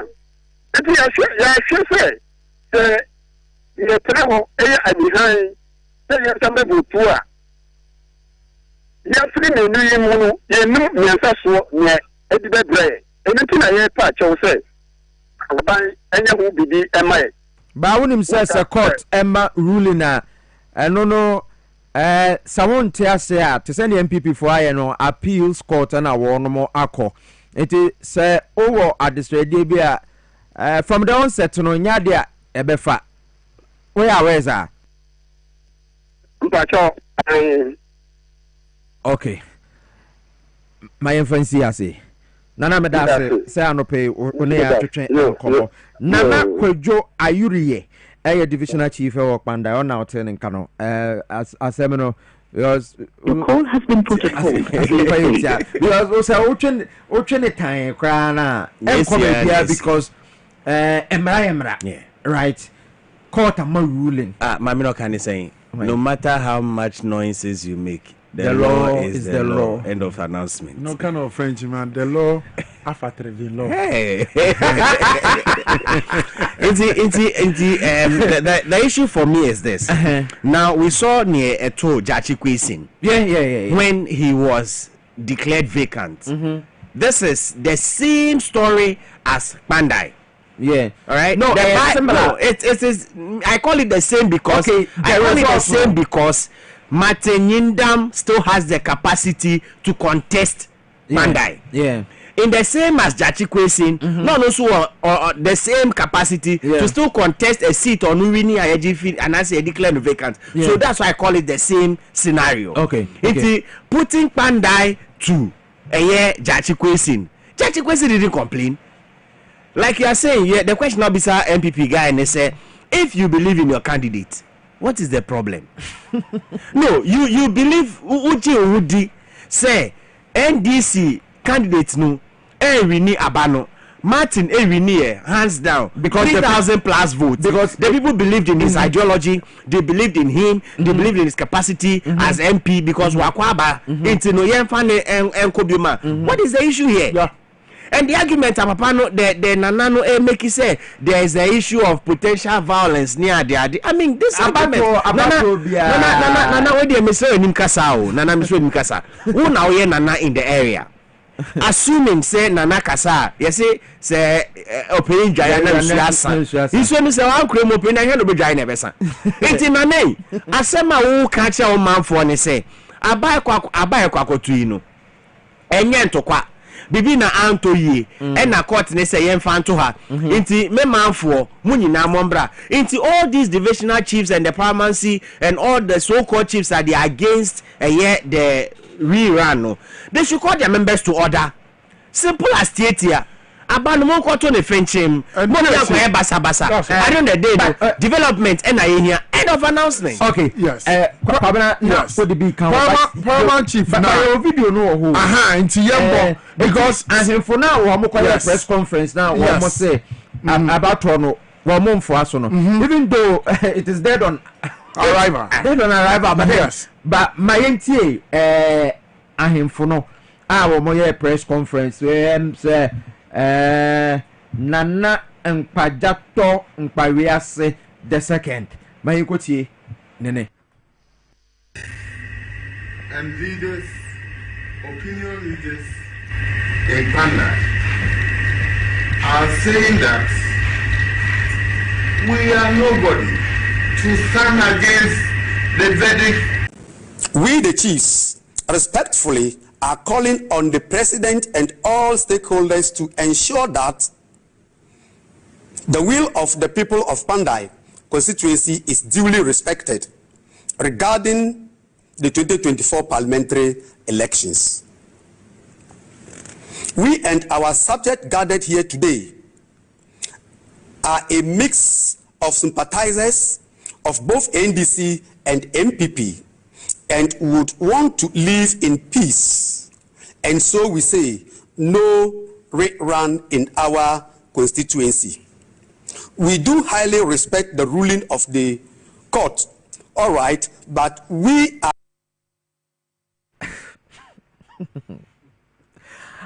na abato ben na yeto o man mu a yen suspect se pinche ebesi a police fo nyina kra enim enu tina sa yeto aba wo mutumi announce say some areas are flashpoint and for example when you go to the Ahafu region Sankore I wo asutifi asunafo saw yes honorable Erikopoku Sankore ho no yeto aba bia ntokwa besi ho yes it a police for wo area bia wo ma identify say a flashpoint every constituency if not all eniamia bi wo ho a enu nko ada yeto aba ntokwa besi na nti yesi say yeto aba na se obi babu obi nti a eti am I ento aba na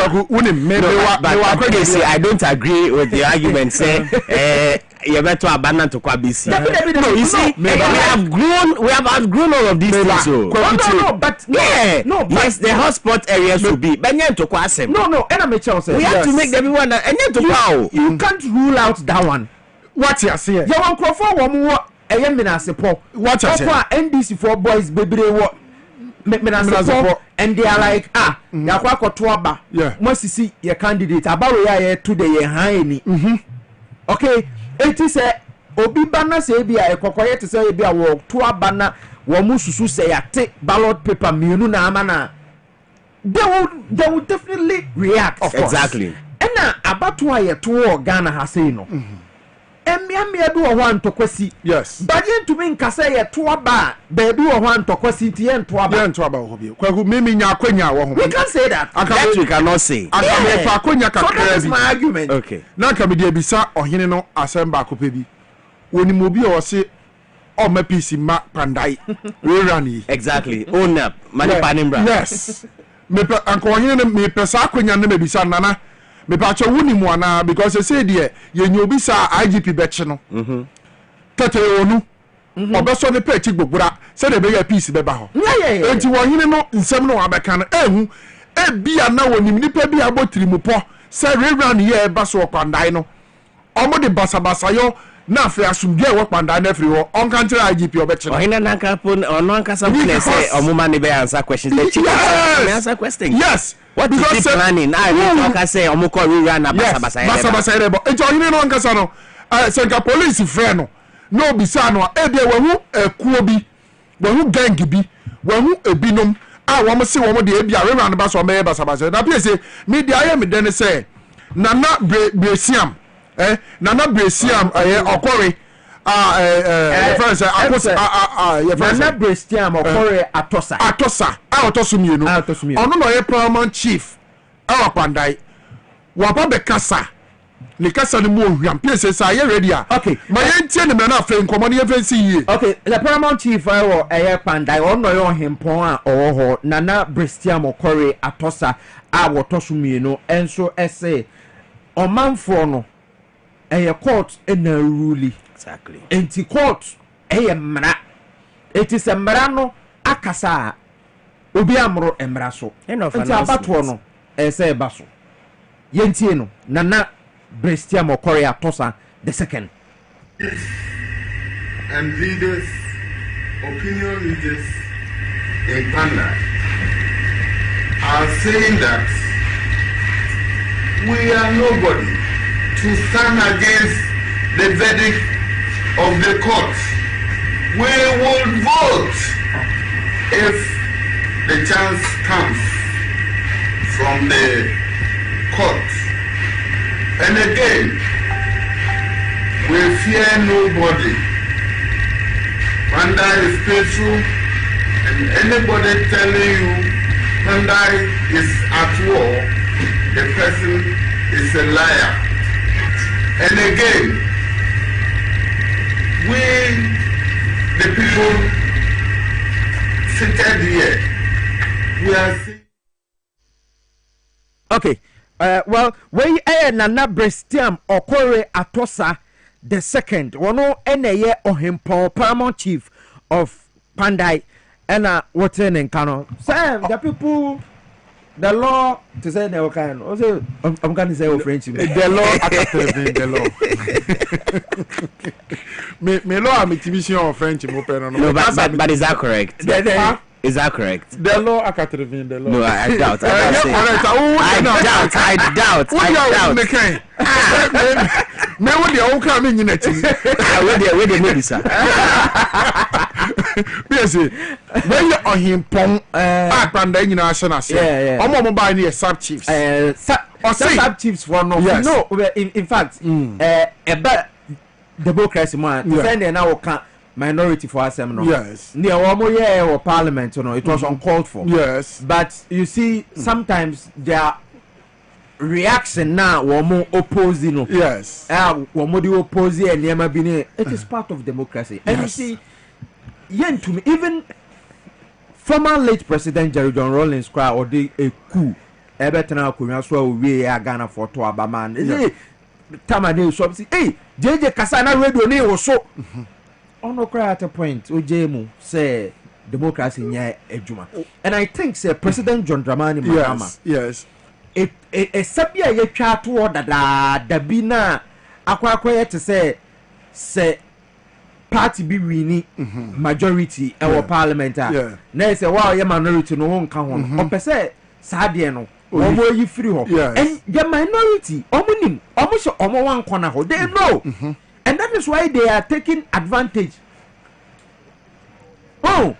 afenoma kinim pa say yewra John Dramani Mahama eni ni NDC for empese won be use one absolute power to bulldoze them. Yes. Exactly. And what you are saying, Piesie, what they did yesterday, that is not how to oppose to assembly. That was rowdiness. Oh, say, I had to say, yes. One Casalim say Jata, and Bao Pasa will call Jata na Wayo how. Yes. Not Yabo Jata di Bonnie. Yes. And then I'm kind of say, give the dog a bag name and yeah. Thank you. That is only what they are doing. Are you getting my point? But you see, you can rule out, say, and cut democracy. If sometimes or money may be excesses, but one would impress and this will absolute majority. Yes. And I won't perceive one more abuse one majority. No, it's almost I think that la loi et la loi. It's not like a trivene. One of this audio answer. La loi. The law is the law. French difference room. Like back to the now the minority as you are saying.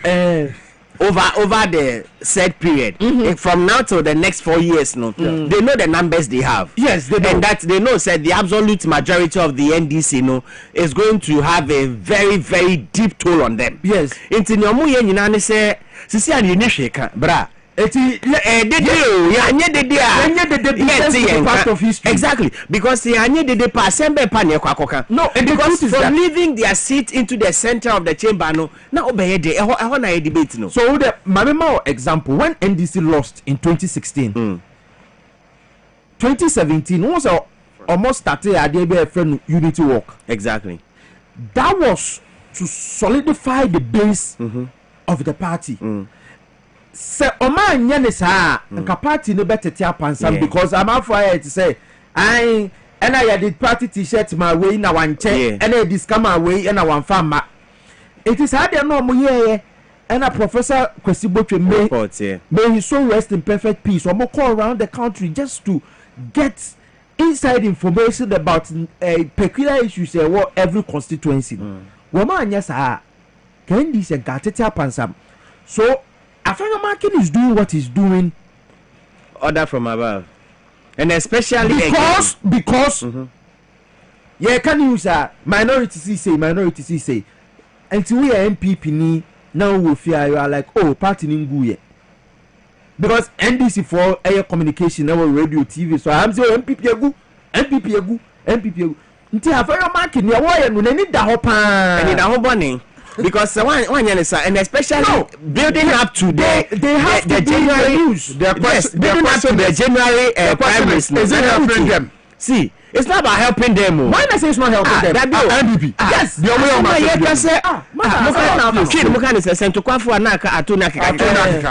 of because you see, right now, the grassroots, happy. Because the change of the constitution to favor this upcoming flag bearership race in January, that is not the original position. She says, so because it's a constitution. Yes, the constitution. People are not happy. Parliament, there's nothing happening there. They can't keep quiet and be doing exactly because party based and be constructive. Yes, constructiveness is what they I fear him, Meba. Already see 8 years and now Dako Fado, Dina Kunya Kra will be to was say, Obako Galam say, Ama ensure say Yama Kota Kradishama, na Galam Sensio, Afra Punsio, Ama Ghana ensure Etimiko Rako d'Ivoire. Last year, my Cote d'Ivoire for Crano Fagin somebody Ghana Bekokot. Well, Timianko. 3 months I John Dramani Mama Efa Konyawi na before a demonstration about so unstoppable Galamsey. Yeah, presented petition. So you are not being constructive. No, I agree. You are not being reasonable. That's what I'm saying. That yes, they cannot be at this state. No. What to mean you're constructive? Because what is then the base of the argument? That is sinking their party. No, and yes, sinking. Yes, sinking the grassroots and the basis.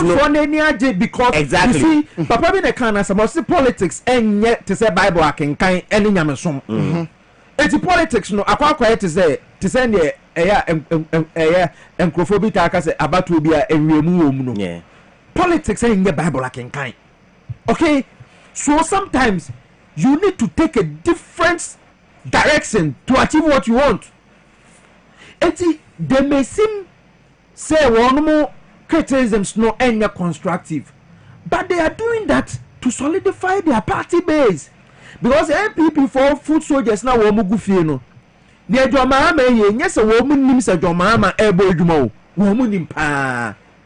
But say na me kan no, once again, give dog a bad name and hang it. And Mahama juma but se ne okan akoko sa kira kroma enye ne fe into no pass enka Mahama baby boy Mahama din pass or ya de and this amamo say because just for 1 year in the history of Ghana, government has not gone to the bond market or anywhere external market to go and borrow. It was say scan on ya when no di adwumedi a wodi nyina nyina no omohu eya omofe but on to me beka it say me bi na me de say ejuma pa John Mahama and this abai no eyen it's no or yeah anything just to be part of history, that's all.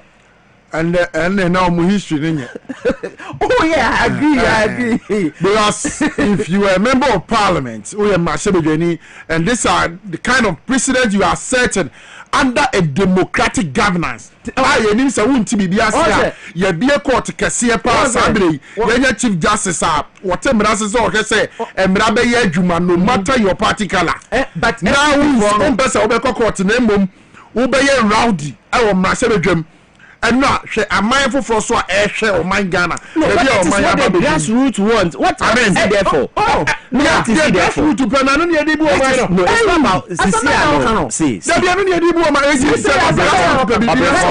not about at this stage it's not about what didn't put to the bow because they didn't put to the bar. How can the whole minority led by Ponyo Makin abandon their seat and go and pick it? Say ache chema want to me not na form and the party members ne pay and where the people to ba because ya to abama futu say kona kwhye mrama mrahye bedwemu for ya to abama another go and do the work of parliament or see no the grassroots no as the party base said because my party is collapsing, my party is dying and what was the ginger they na esi wo mrahye bedwemu no they na ekonsumi mu semi were any of these constituencies ana me to abama MPP ni moye mrase bejane no anka mesu una obisu but no anka me rebe ho anka be ye me ya. The thing is that please anka be ye me ya to Mahama government aba January, February, March, April, May, June, July, August, September, October, November, December,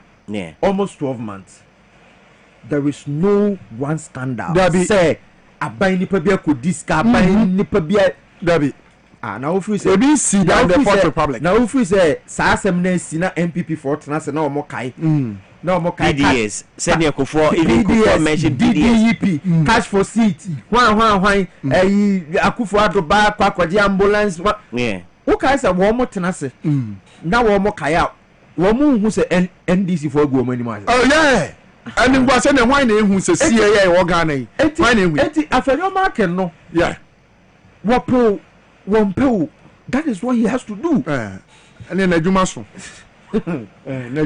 because also now many deputy former deputy defense minister Ekasai, he was very candid and I really like the way Osi Kasai was it apart from the fact say kwanya fast so the petition abaya be chief justice akwa to say NDC wa agenda bi say on be claim crofobia edu o mafro ono na adwene mu no apart from no yes who say dollar now is stable and my prices are fairly stable and he thinks that the government has done well be now mine so yes you MPP for do wa obeka no kre natural say oh nyame anim no kre ni utan okodu ayi ni America but obi so wabesha da yi nani say wonhu hwe so won dem cho eti eno na ekoso sa no me da say enki obrempo and wisdom head jome for agent chelebra you live on Facebook Power 979 FM na TV XYZ emrepem making kan nyina and so e the amount later on the show ye ne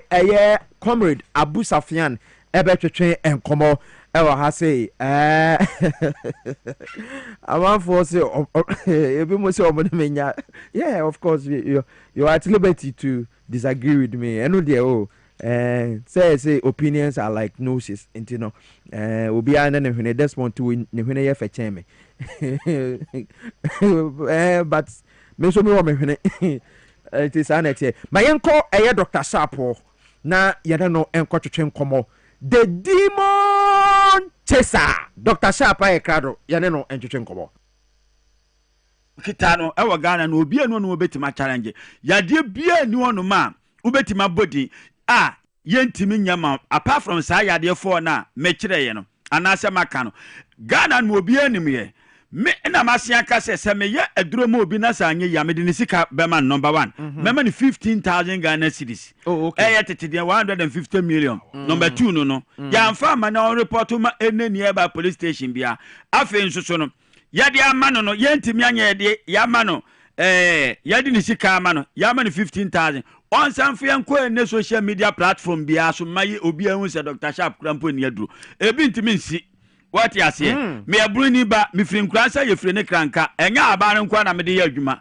me gita tumi firi me nanam what ne me chon ade a me nanam eye wan na di yade betimasi he hono o se yade entimi nko se broni na aka che no yade na to de ben so krampa oboa ebeko na me no me waduro ntino me ma wadura ba wanawa se si kire ne asi ania me ma odi asi kire nam ne yatua me ma we nam me duro nkire hwe Oma mo ya yesa ni omani nyina nkahwe se obi wo no ma wa mo adura tete plan no ba ko no enti ni ja makodi ni wa ja di makwesu adi afiro nkura abdem jawe di afe aduro no be ya amete ni wa ye de ben wa ja aduro na chidi sa na tie meme ho no mo de bibia ni ono ma wodi be ba no mo si ansa me pa cho yentimi nsa na aba na minim no nso ntino mitimi ya nioma binom nso kan killer diseases na enkrofo atidin bi wono ma doctor bi se ni adoja wono nso so concert na wona ni so bra Dr. Sharp wono na bra behwe wani so ade ma me papa wona woni aduro ni ono no doctor no ni a kire no se bia ya kire nse mpompo a wontwam a ne pa cho mpompo no obetwam won eye school no wako me de na enya school me pa cho sa na tie ena enya abankwa ne de sa yade anya sankati mama kati uduru anu manka manu ton enuane haban bebre betu di ya enko obia ne ne yetinim obia ne ne sunsum ni tumia ekita no adentina footballers me bisa question bi footballers omo no so omo anya nipa 11 na ko park no so plus keeper ada na bi magidin a chembi wodwini ho abeti ase ada na bi magidin a chembi omo nyina wo se ebi mu training chembi o ebi training chembi Maza, ebi training champion. Woman nyina ye training pe. What is any ade na sa na tie we ye press ups we be ye bi. Woman nyina training pe. But at the end of the day no, ubon say ebi agidin chambi. Ebi enyomo omode omo na be ye no ebi ntimi nye. What you say keepers no nso bi check bisu chichembi. Won say ni asem na kwakwe. Sa na tie Dr. Sharp de me honom no me ye adwuma ne asenye hu ne nse me nye bribe. Me jema djuma frenchem eni oba me hono ma me cap amedi ayiya france galo amedi be mawo aduro no angasa na me pa cho galo no ma sheda abin no ansa na me de aduro no krampa e de be agu mama obi ani Ghana anu na se baabi abrochire ana baabi a obetimi a gina sharp ani maka chense sei me sikila disease bia ya bodin a wate din da efri mfie kwadwo ho a wate hospital o muntimi nsa we de yade ni bi wonum kura ye obi kura mpa obi hu se osoni mu a bia bi betimi aye no ensa yade ni eyi ni nyina me pa cha me wonum no metenete eye common ayi kura mpo ade maye esanse yenim ehaba no hwe unim se yenim haba ya woni ama yade ye adwuma wo hwe abo bi akukọ kura mpo no won akukọ butu kosua so 21 days ya unim se na eyi ni obo na eyi na ebeka no won say kosua na yi no so obo akukọ ba ne firima ni nyina de ya duro se ya kira onuro mu pa ubebie wanum bet ubede ne wahu ye wonuro wo ho enuro wo ho ahwe adwaye kura na adwaye se won se fie bi wo no ma o madwaye no ye de bucket bi asi akire won na odware ana afam emfa yinum se enya bucket ni na si honom na nsuo no timetene gu fama eno kura ya duro kase wate ase na uni madura duro ben krani zanete uni madura uhu ya wo yade bi no honom a ubekọ hospital yebetimi am di wato pania so wo pania ejaw ensuso beduru ba bi no na sa duro na akura no obi de aduane flowers odi aye flower wonani mu nso nipa na nka so odi aye flower no so onim se we ya duro Dr. Sharp the demon chaser de mami papa ba bia utie mi firi bia hya nso ye kasa kira police fo nkrofo yare lawyers nkrofo yare judges ne ne akeka ho me pa cha papa judge mami lawyer anan wa wutie me se ubi bi ayare wodi na china entimi nya ya Dr. Sharp sefa no bra wodi no ba mesibet ye betima sane yade edi amaw apafra chachakwata ena kompo eno pani yasi yanye ni nyina apafra no yade bia wodi bia wati asfosa sisu bia me ba cho yetimi sa ema ne ko etise dian me ba cho ebeko ye onom ni yeni se we ayese me ba cho ye ni sa ayini bi sa felua ayini ye ni bi wa ye ho nipa dodo ebe onom nyina mpa cho ba kumpo ni onom obetima frim se mi gusu asisu biem na chare nso da bia me ba ne waka me se nipa ba kumpo afro wo TV so a TV SYZ so ene Power FM se odi yade ba honom me yaman antimi anye ya me se me mo 100,000 Ghana cedis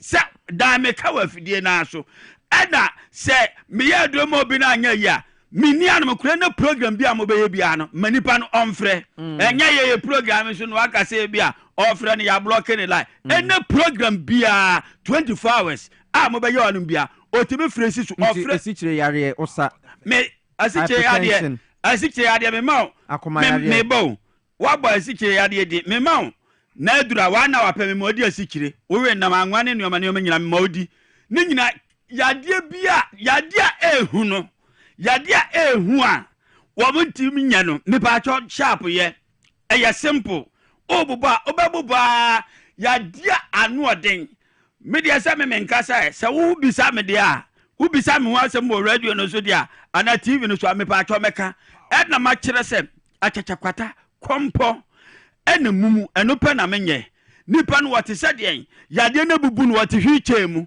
waye denden di oye hwie nye ya ni nyina ya ma ne sore stroke ya condemn one ya stroke krampo de sere waye ho pacha nye ye nyane ko no gise bia musom se kransa na mama na duro obi ya wo nkrofo no mkura bi wo no ma no the hospital bi oxygen si ne so omutimi koyi ne ba me ya yi ya ma na duro ba ya yi ana ubonso oto no ma to anse ana na yi ya wa hemfo ne empanyimfo bebla police fo ne ade a ya so mu ya de bebre untimi nkan what you say sabe obi tie na o interested e bia o taxi mu o pese o si from fanama no atudwa number se no 0266 14 another 14 6 9 0266 14 another 14 6 9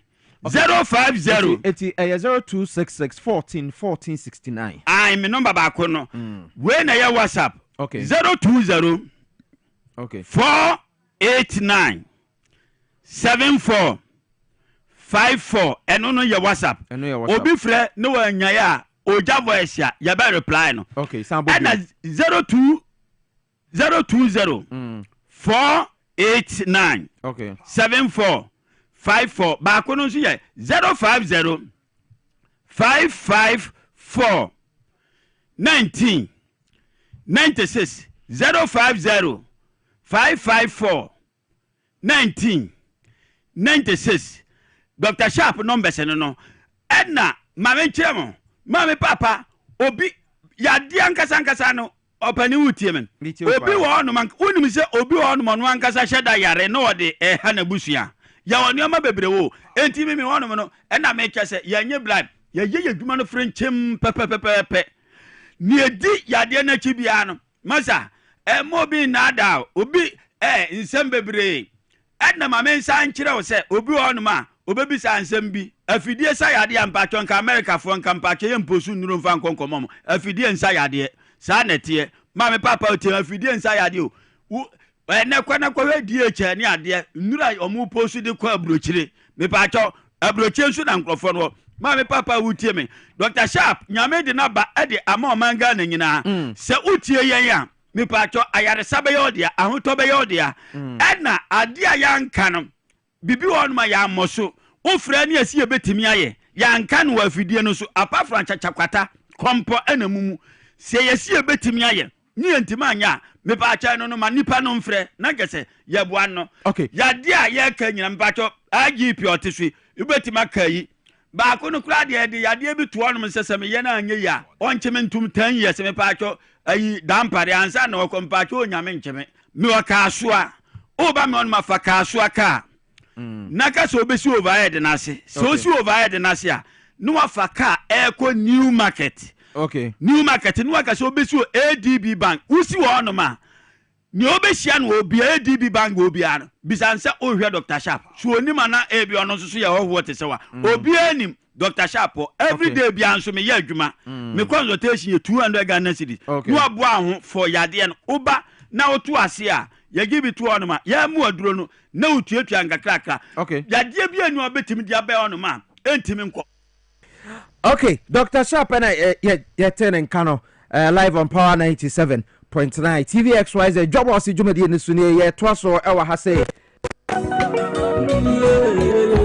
Power FM to Madina Timusumidi wajidi debe ana bibi wa into me ya menteda muida mami mi to Madina Timusumidi wajidi debe ana bibi wa into me ya na bibi ya Shada kukompo so na sanubedi ne chila obini muna trya wadi do yo de no na mnipa bomeda wosaso mojuno wa Power FM awa mamentu window na so far so much but mo pono wa mata fweni magas fu wo na wa fel ebe trasa ko minchilo shabenzi minchil promotion minchilo asumi yebi abepe trasa ko minchil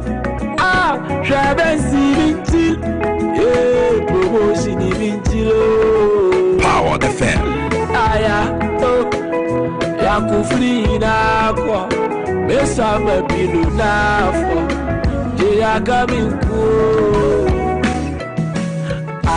mami mi ne tu madina ye timsumidi wajidi debe ye ana bibi wa into me ya menteda uwida mami mi ne tu madina ye timsumidi wajidi debe yo ana kulbi wa into me Power FM ya mami mi ne tu madina ye timsumidi wajidi debe ye ana bibi wa into me ya menteda uwida mami mi de tumadina tibusumidi wajidi dabayo ana kulbi wa into me ya na bilbi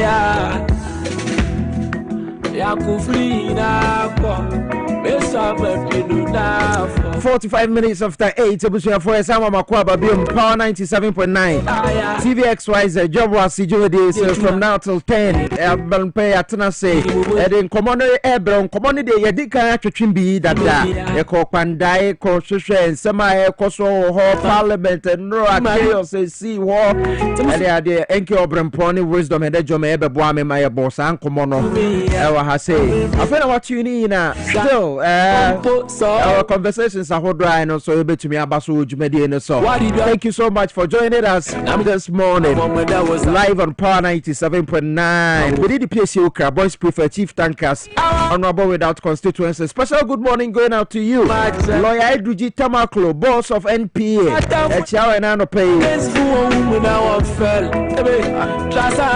Mr. Isaac Tano. Isaac Tano, Penyipa on now Minerals Commission. Echiao ene anopay. Professor Aye Brown Cluche. Aye Penyiwo EP. Mechiamu say ana mpese mechiremu say. Ghana for any dam to say Mobaye Jumani na Galamse anywhere is a threat to every Ghanaian everywhere. So what did I say? I no more na Shamonsa. Honorable Emmanuel Amakofibu, a member of parliament for Lembele, Minister for Lands and Natural Resources, Honorable Mechiao and Anopay. Power the fam. Special good morning going out to you, Uncle Jamra, aka Alone, former MD for Ayalolo. Uncle Jamra was Pentex, Mechiao, and Anopay Alone. They are me off about Anope mamim bua ne pesika wate network be you should be able to menya sika na anope wo de ane so be dial star 426 star 5 hash star 426 star 5 hash eno your friend XYZ family mega cash lucky box no obetumi read a simple crap so about star 426 star 5 hash na yetiene na what you so XYZ no follow prompt no na what be 6 exciting options so bia the likelihood say sika de bi mu no kama high so but you may try now discovery network star 426 star 5 hash what to be try 5 games every week akwanya say you betcha wo niema Monday bia say roja man not na say wo TV XYZ to so mega cash for you betcha niema I want to say you NLA Caritas platform no eso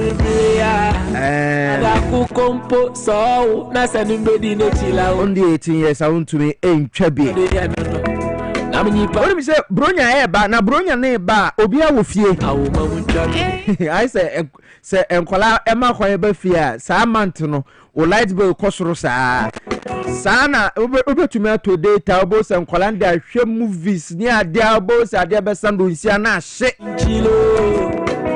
enti Obadwin say data no ye din breakfast ni lunch ni supper but no pay me come for MTN fiber e dey amount Christmas e koneko pebi ye wo ja fire come pa so this season put your home or business on MTN fiber and enjoy a special range of packages from new users plus even better offers for existing customers so who use MTN fiber and that krana oh no ye chesa ye mount Niema ebetumi abo ama weni aje more.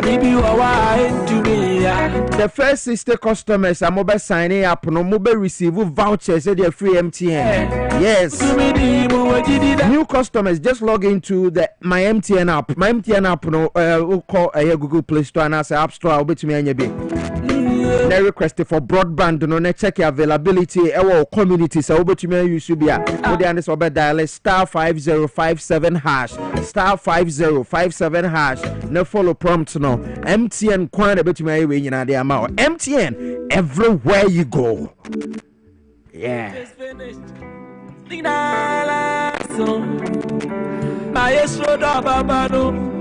Busha for Brena so say ye kwatwetwe ye ma no ho enkomo madika ka Let's Talk Educational Consult one say media throw da say ankola no ye gi almost 6 months to 6 years and okwa suku mu ho ne ma de kire nkola na de ne omudidi agro nyina bi wo ma adwi mu wa kola no say odini pia akwara 3 years 4 years obi bisa say how are you kra untume nye so say I'm fine no esa akwara ne active fan call Let's Talk Educational Consult madam time bomb I crowd ma me ne entwetwe nkomo say see uyo wofo a this conversation is for you because say yedin nkomo a madam time bomb otumi kira awofo oba no te say ya ye say otu say ya ye say enti uyo wofo na wutie me anopa ya enti mo afide ne mfiro tie san nkomo wei ebeboa opa madam time bomb by crowd Mammy to be rotating and pain. The honest, the honey freedom. It's a beautiful morning, and it's a good day, and it's going to be a wonderful day. That will be a good day. And a pay it will be from Let's Talk Educational Consult. Power FM. Now, in there, say it's a Let's Talk Educational Consult. It's all about education. Education also is everything. But everything is in there. Yenjabi, ne yenkabi. Internet from Let's Talk Educational Consult. We say good morning to you. Dwabo Ase Educational Time Bomb. And greetings to all and everybody doing the listening this morning.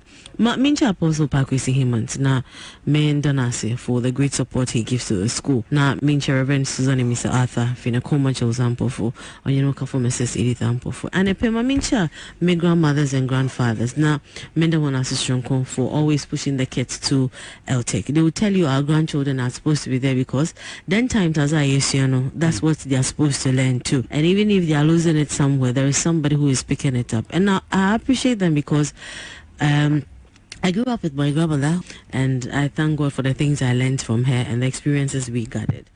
And it's all good. Let's Talk Educational Consult with Teshinungwa Estate. Yebenejakuku Municipal Assembly on the Mango Street. And say a baby as well babe kwa with 6 months and above. It's LTech School. Fanifadebra na yenchern with the INDEC educational program and the Montessori methodology as well. Yengi baby and film every part of development for Afrano is in there. Na impeyi ne peabaze. We travel outside. We travel outside a lot to experience life and activities and all that.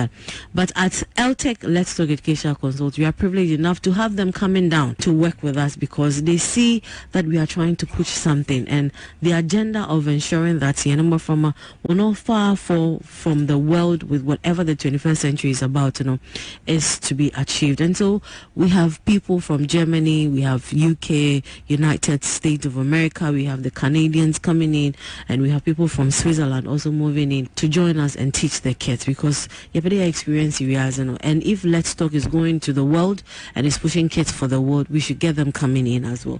So we can ask them, we are the international school, the Abofo school. And so says Baba, Let's Talk it's everything in there. Your child is well trained, prepared for the future. Follow Let's Talk Educational Consult on Facebook, Instagram, and LinkedIn, and have it at the back of your mind. Admission is ongoing, especially for September intake. Into say parents, nepe babies over kwa mpocho. Plan and bring them in. And then Mamincha little Georgia and pay Namenda Nasi for Koa mixture for him from 12 years and above. And Nature Blend Hospital, so we so as a family hospital. Make an now worry team, how wonderful will it be there a woman from a product and now be nice nepa there a sponsor.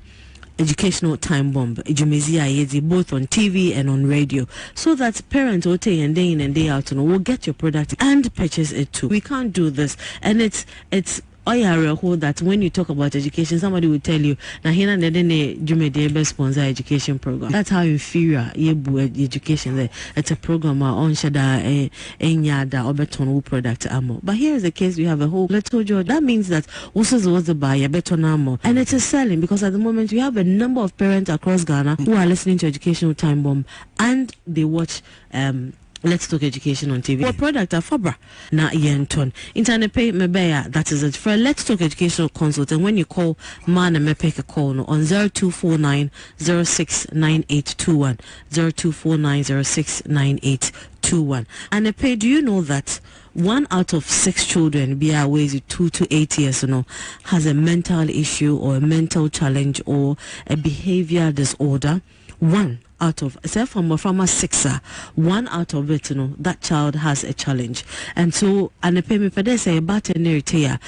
know that we can work around it for that child. And if we don't do that, at the end of the day, it will bounce back onto us. See, a mental health or entirely emotional, psychological, and the social well-being of Ubano. Emotional, and a rebel who name psychological, how be bibi hono, and baby sade, after ways 2 to 8 years and kana how and what is the mental challenge they will go through. Say Afraba Nyobrizago and the person says, I won't play with you anymore, you are no more my friend, even if it's from a normal it's an emotional challenge for them. Not you are not my friend because you are not doing this. You are not doing this because you are no more. Don't come to me. Don't come and talk to me. So say the 2 to 8 year old is experiencing a mental challenge, a disorder. It's dangerous, and if that child grows up with it means that one, onto me pan related to them our psychologically onto me you're fine, emotionally onto me build the trust, socially onto me relate well. Internal, let's sit up and work around that. When it comes to mental health or your emotional, psychological and social well-being. Now the effect is that as our affecting more from the way they think, how they feel, and how they behave daily. Just imagine you have Inkunim coming home and telling you that today when I was playing with Elikem said I shouldn't take his toy, and Elikem took everything. You brush it off and say that on your tree. But the child is thinking, one, why is it that my friend in Pedro and you may be Zagu? 2, I've been into on Pedro and you may be share. 3, what actually did I do? But the moment that child has brushed it on, it means that they are feeling not too good about it, they are not happy about it. So you as a parent, or not same here, and it's a mental issue. Next time Okrah, the build baby on Penasim Tony in Dagwebiana Elikem so na Junipon Daho and all that. So you ask, really, what happened? Was he the only person you were playing with? Oh, what about the other ones too? Did they not want to play with you? No, Kelly wanted to play with me, and this one too wanted to play with me, but I don't know why Elikem. Maybe Elikem was doing a different thing, or maybe Elikem was. So your explanation to that child will let them understand that okay, this is it. If not, or this shenumu no one your friend in that group or the little man was in. So in your man kitchen no be baby so that after 2 to 8 years or so say mental issues if we don't look at it well, it will affect their way of learning. And especially with the teachers, you are not my friend, you are not doing this, so we won't do this. Why will my teacher I trust and believe with what they are teaching me tell me that I'm not their friend because they didn't do this small homework, this small thing, because I did this and I didn't even mean to. So it's a way we go about things, especially emotional wise, the things we say, how we go about it. And see, it's an emotional blackmail for kids, and because to them you are there everywhere. Let me pass this through. When it comes to Afraba Nanemami, the reason why kids say dada, the first word they say dada, is that their mummies are a part of them. One with the one mommy is part of one flesh, one blood, one body, one everything. So the new person who is loving them aside one mommy with all their whimsical attitude and everything is dada. So daddy becomes the new safe haven for them. That is why kids say that. So just imagine you as a mother and as a father with a child, you start saying things you're not supposed to. That's why it works. So watch what you say, how you go about it. You can't be angry and come and pour it on the child. It will affect when you're feeling the way they think and behavior daily, especially with what they are doing at school. So we should know that the environment counts, one, their upbringing counts, and the impact of whatever we are doing on their brain, especially with their mental health. You will do the work all right. You may have the power to wield around your mental health with an issue you're having at home, maybe with your wife, from church, even from the company, but you put it aside. The child hasn't gotten to that age yet, but then they will grow up with it and think, it's maybe and one character, baby or your mental issues they gathered from beginning. So what we pass, the comment we pass, the things we say, please let's watch it out, because kids will grow and they will pass it on. So this morning, if we don't do this and help them grow, social isolation, poor performance in school, growing up with our life will also, and then at the end of the day, Afrobaby might have an issue with self-harm. So I beg us, let's have a nice way to work around. That's why we say, if you're a teacher and you're coming to school, put your problems at the gate, walk in freely, work with the child, and then at the end of the day you are good, because if we don't do that, it will affect us. And I want to pass this thing, 4 things that we have to always talk to our kids about, especially when it comes to mental health. Whilst you're going, the world doesn't revolve around you. Always know the world we have here, it doesn't revolve around, no matter who you are, no matter how intelligent, no matter whatever that you are, the world doesn't revolve around you. 2, always know that life is not fair. Teach the kids, especially with the mental health, life is not fair. At a point, you go through something. A friend will do something to you. A manager will do something to you. A teacher will do something to you. You won't understand. It is not fair. Sometimes you have to do what you really don't want to do to get what you have to do and do it right. And last but not least, not everybody cares about your feelings. So we should teach them to individually build about themselves. Not everybody cares about it. So it's part of the mental development. And I know that as a teacher, if you are listening, learn how to go about this and teach your kids. Them know what they won't depend so much on other things. They will know that it is between them, God, and the world. And so please, I beg, mental health, it plays a very key role in our lives. Since the number from, as I said, one out of every 6 kids is experiencing that. So just imagine the number of kids you have in class. Work with them nicely, work with them beautifully so that it will work on. I always say that I am available for talk, especially for our kids. I'm going to select about 6 schools. I'll mention their names on radio, and then we'll go and talk about it as well. And that topic is to impact the young ones so they know that this world they are coming in is a world that is waiting for them with what they have. And so if you don't get it, it will push you aside. And that is the bare truth. Let's Talk Educational Consultant, page mental health for kids. And so say, babies is especially you as a kid, 6 months, a working mother wanting a safe place to keep your kid and pick them up after school is LTech School. For one brand and the advertisement expert too. I, Madam Time Bomb, will sell your product for Brana and Tony more. Call us on 0249 069821 0249 069821. Follow Let's Talk on Facebook, Instagram, and LinkedIn. Follow me, Madam Time Bomb, on TikTok, Instagram, and Facebook, and let's get talking. Right. I love you.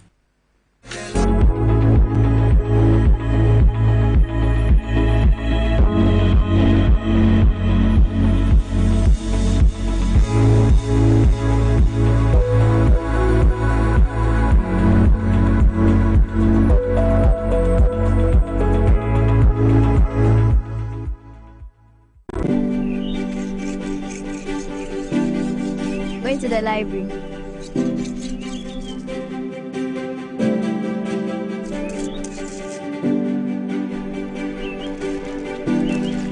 Going to the library.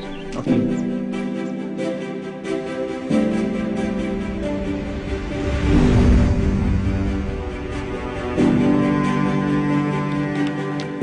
I'm going for my graduation. Go well.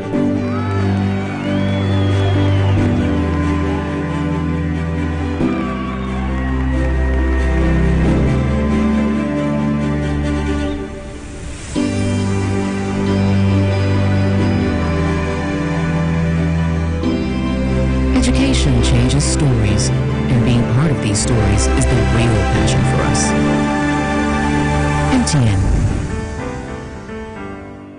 Yefemna na kwa me taxi driver na enkane na misisi eso misisi ama kame na ato na twetweme binya 3p garlic misa no aboa me pa edunu asa miracle bi wadro no jese mafunu kra se di sia twimi anka me humi esi so kase me humi ana esi so obeka se di bibi hye me so bi no ni na ye normal ni ti mi bi pi na ti no ti pa me sa 3 days ni na edunu anka se de nyankopon di ayi bi ahodi ti ma yi bi nya sam ketwa ana se we de me fro aka so na me fa nche me nkwa me me de abe fa se 3 years ni ana asa me gina wa me na mu se shinya se me kwa me de ameko bi amu so much me dru abe 6 years ni o tema ti am ya maji se ene me jana saya le nem kumi preko ene 4 days ana me koto 3 garlic mixture ni tema me kase yankupo no yam se ene ya me no kase me wa to me a me din wa me mtia se 3p garlic mixture ubenya bi wo mamu pharmaceutical shops and herbal shops Fred Piwak e 02489288824 and 020100002.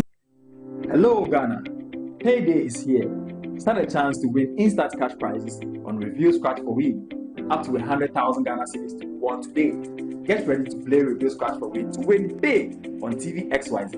Stop scrolling and start winning. It's simple. Dial *850*6# on all networks. Choose your card type and select your lucky card for a chance to win big. Play with at least 5 Ghana cedis or more. You could win up to 100,000 Ghana cedis in cash prizes instantly. Yes, you heard right.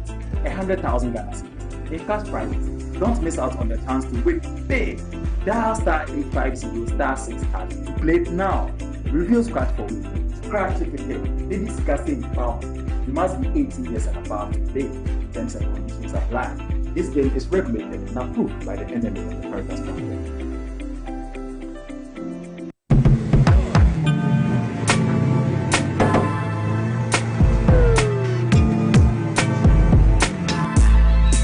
Welcome to AutoCheck Vehicle Diagnostic and Licensing Center. I hear my car can be checked here without going to Accra. Sure.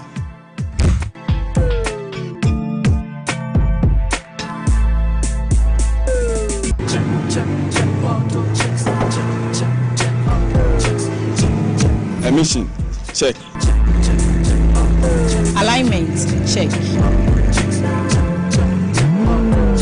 Brakes, check. Visit AutoChecks at Koforidua Aquadrum Road for the road readiness of your vehicle, from saloon cars to heavy-duty industrial vehicles. Madam, your car is now ready for the road. Thank you so much. Auto checks, check.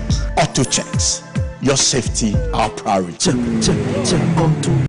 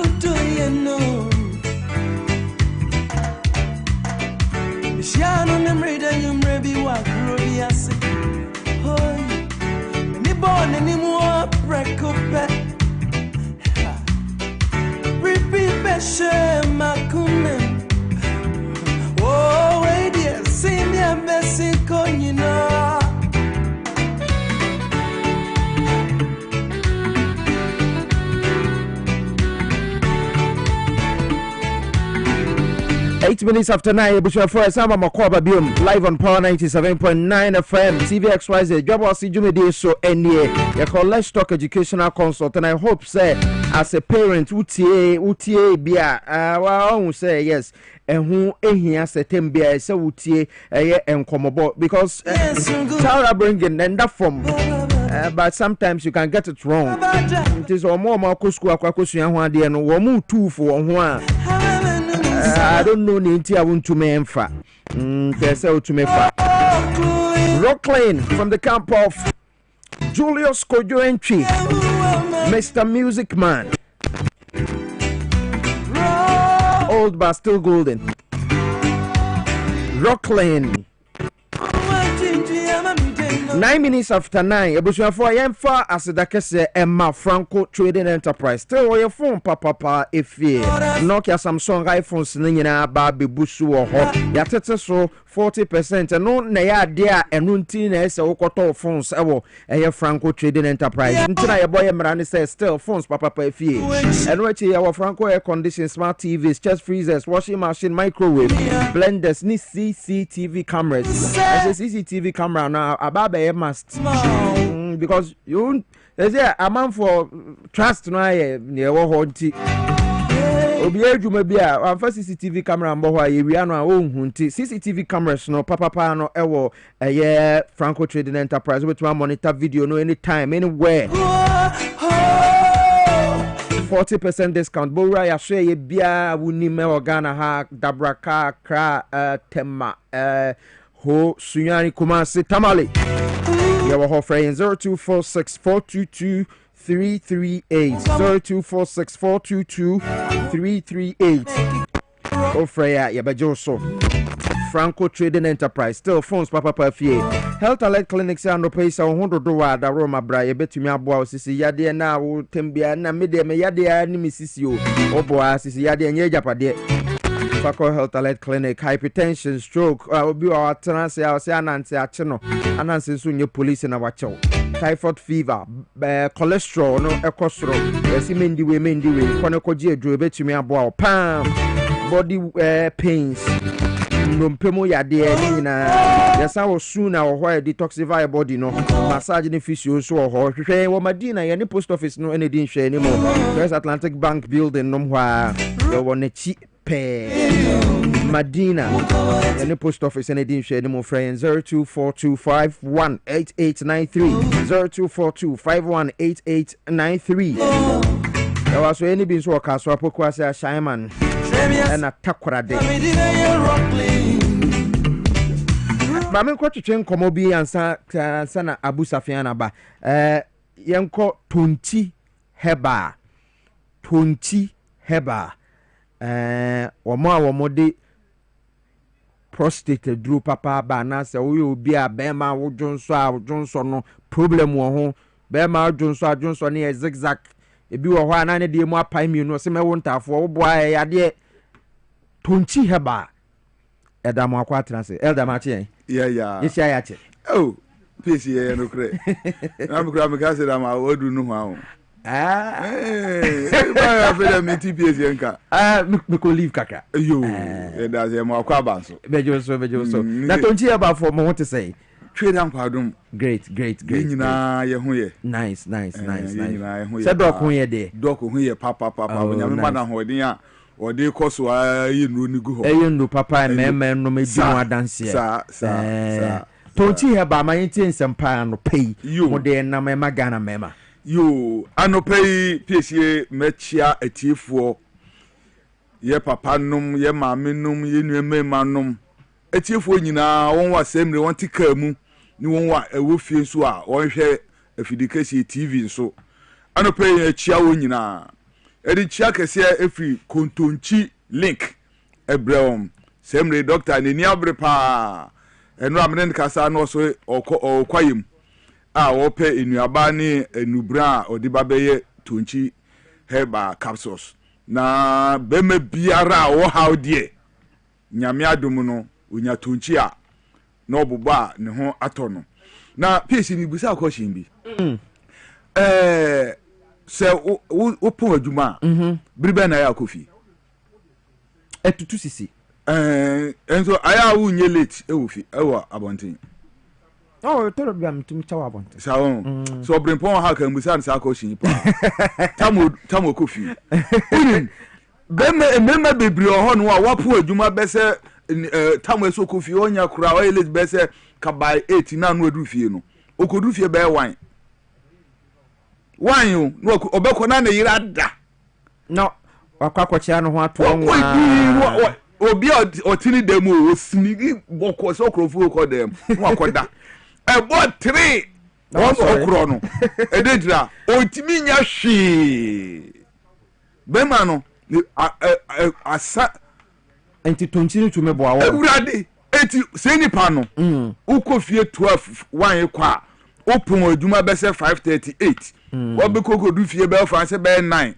oyira ye duane wadidi wadware mo no yire wakoda dabi me masemo enko yenti minua okodu fie bese anaju bese du baako du mienu ni donko minua be ma hwe tonche chi kwan ukase tonchi wase junso free be me bia junso aw ujunso a enye yi ujunso sem uchimansa no ajunso o tise how bebre o bembe mo hihyew o junso a oti ya wa yase o enyema bebre no enko yie no minua hwehwe tonchi akiri kwan eno ani kura mi ayana bebre frame ya no ehu doctor aduro na o yensuo enyensuo eye capsules ye memene unuma no pamienu anwumre mienu anopa mienu anwumre mienu na umemi tonchi ya uha ubiara ube manu asiri tirase aise sebita frache kontomra de diegu ensohye mu no bibi biara ebe peja ebe correct system no na obreza fe kra na yawo foforo enu kwasem na meka kire wo aya ni mebo ha na pese ko TV so na piesie enuanom a etie me papa no a ehwe me na last week me ba me si papa ba ko onye 92 years e wada so ase me ne kasa no enani 3 days papa no afre me o say da manum aduro na wie na me fie adurokru mienu no me twen kontompo aduro ni yaduro papa adurokru mienu 92 years papa no achim adaso ase ufri rikrom ho no na wo de ko osino anyinam okay a hot side na papa ne wo 92 years office dentira eno o kan say duro ne sane donso akorete no donso ni member sam so agina so pi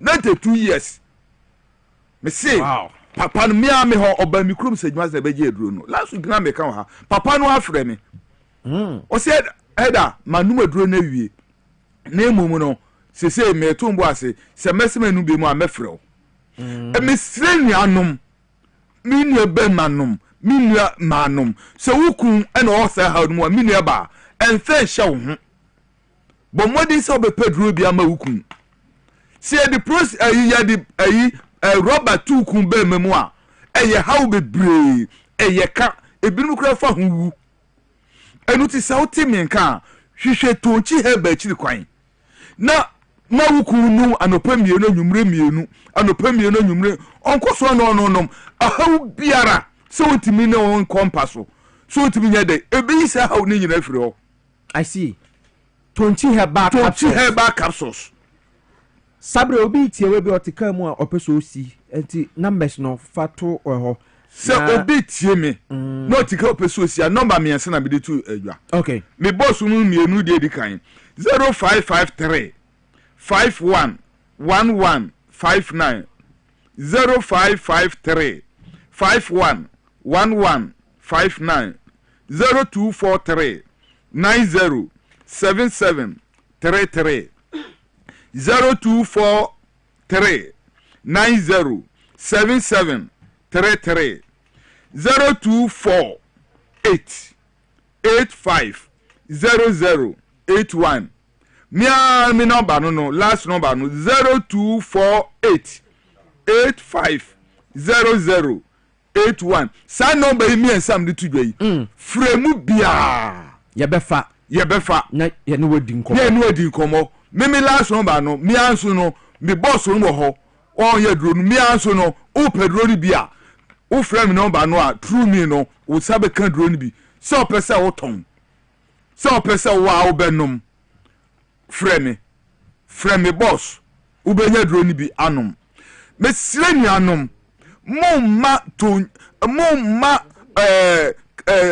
prostate entity mema prostate o amanone Piesie last ba na ye kan wo wa manone ye nwie mema no no wo how stress wo mu no doso sire won say obi biara wo abruchire ba bi biara wo outside Ghana no o de frɛ 0248 85 0081 last number no frɛ me no WhatsApp ni na WhatsApp 0248 85 0081 024885 0081 yes okay sa wo frɛ me a ubenya duro ni bi be boss no nienu nyina so no frɛ no bes ne me send egu ayi na se frɛ 0243 9077 33 0553 5111 59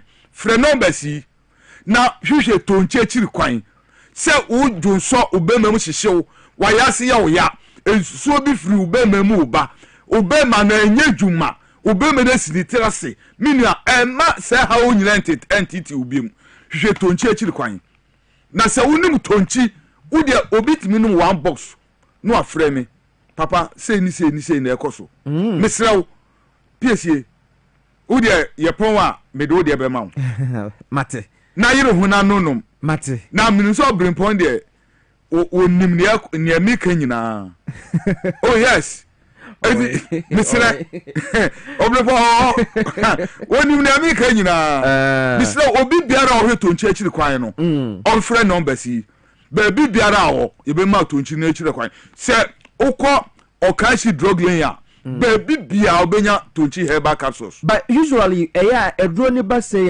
amanfo te edro ni nkana wo mo pa ebi wo ho mo ko pharmacist na wo mo ntanya enti say obi to be kase medro ko pharmacy bia obenya bi yeso e dey yetumi distribute ni ye bi e ma ekọ pharmacist te say bi obi wa tebubu obi wo ye kwa medanso obi wo mankesim a wo pebia obetumi anya bi piesie ni okekan nyina atebubu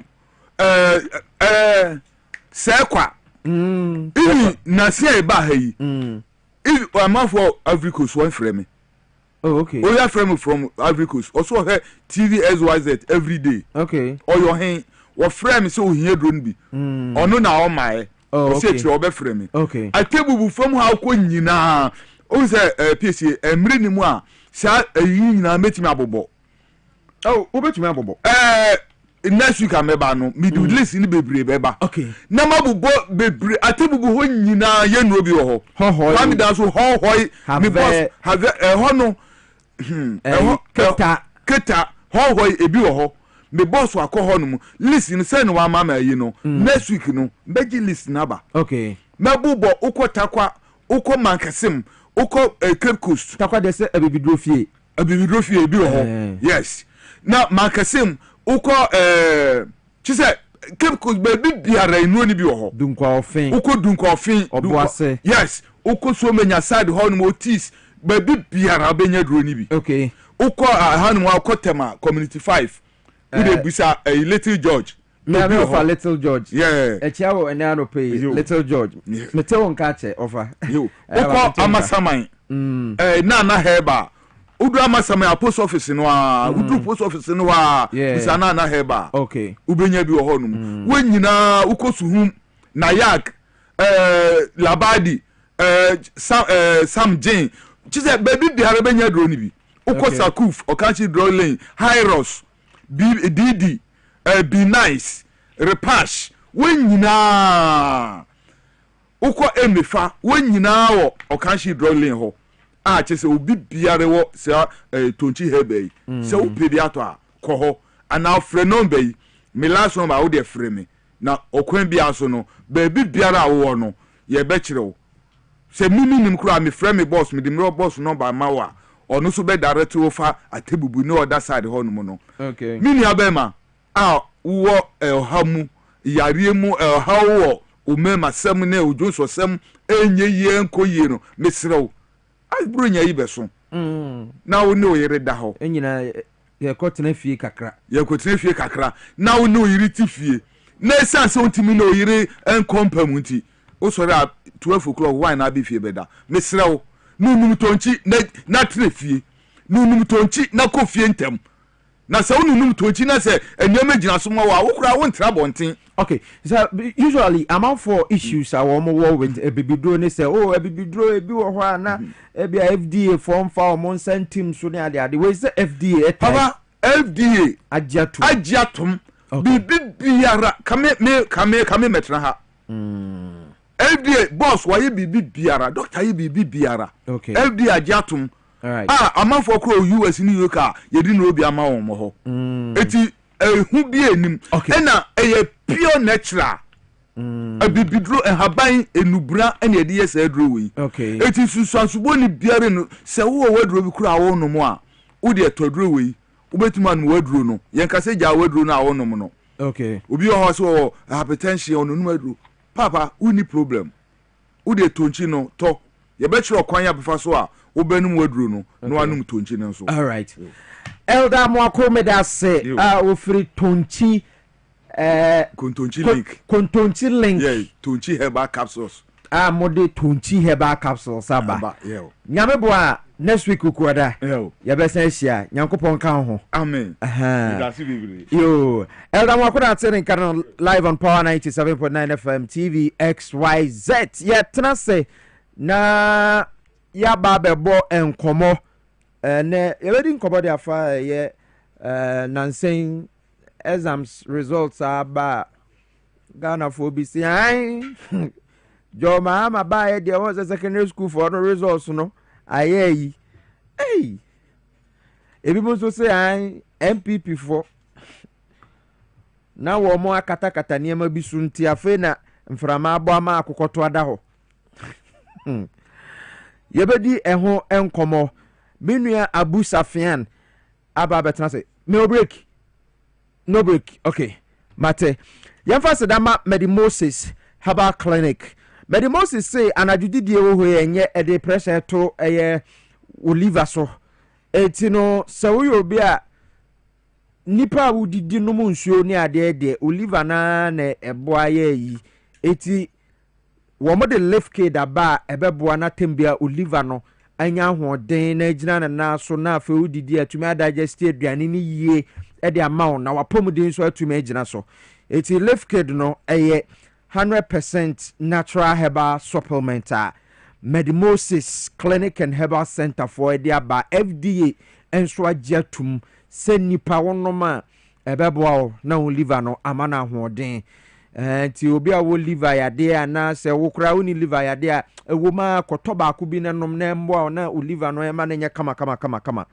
Medimoses for na de aba for 31 good years ni Medimoses for start ya wo mo san yade edi nro ba no tembia Ghana for agi wonum atum eti pharmacy e ben obia no ko ho a edro ni de live kit LIVKID live kit koneko pebi ebetumi aboa for 0244 068 447 0244 068 447 Medimoses enso yaso ho ban so a etumi sa yare ahodo bebre na hwehwe wa denta yada denta police station enedi enhwani mu ewo eye enkran aburi ekwan eso mame nkoma Abu Safiana kwaba Abu Minia maje yenia Abu Safian NDC Teachers Forum una ye president. Sure. NDC Teachers Forum una ye president. Teacher ni nurse ni se wo join political party enye bone because the boy Emma kabima binka bi etumi dimu abatu duru akoto ababoko nti a teacher for a mo join sa forum we mo nye bone anabwa anya bone kra na NDC Teachers Forum eba ni say na moti sa ku we well then chia ebema pro forum the NDC Teachers Forum the wing of pro forum ya ka pro forum NDC ku kase no the professionals NDC forum. NDC Professionals Forum professionals, lawyers, engineers, any professionals in kabum doctors. Yes, doctors in Georgia. And to the wing of Pro Forum and church phone kwano and Teachers Forum. Pro Forum asam wakaime menkai busha for ya Ambassador Papa Sam Ambassador Sam Piali. Yeah. No dimo akotene pa. Global president. And here can say Pro Forum na ye Ghana happy uko US uko Germany uko UK Ghana for our mo ho nyina yeah Pro Forum all over anti obeye the global president before so the film I remember now man for be person mo join Pro Forum na kind of my friend no mama obi number say I have for no freeway we bono for no freeway na me for the currency ye oye adwuma pa me for the currency anti it's rather unfortunate say one dini bre so aba e wa ban no na me ya no but ni nyina mu no Bible say bibia be si be fast that man yankopon so we can't blame God Yeah, until Dinchia Emma Pro Forum penning for. Yeah, global president. Our young baby call a female. You were acting global president. Lawyer Cosmas Apengno.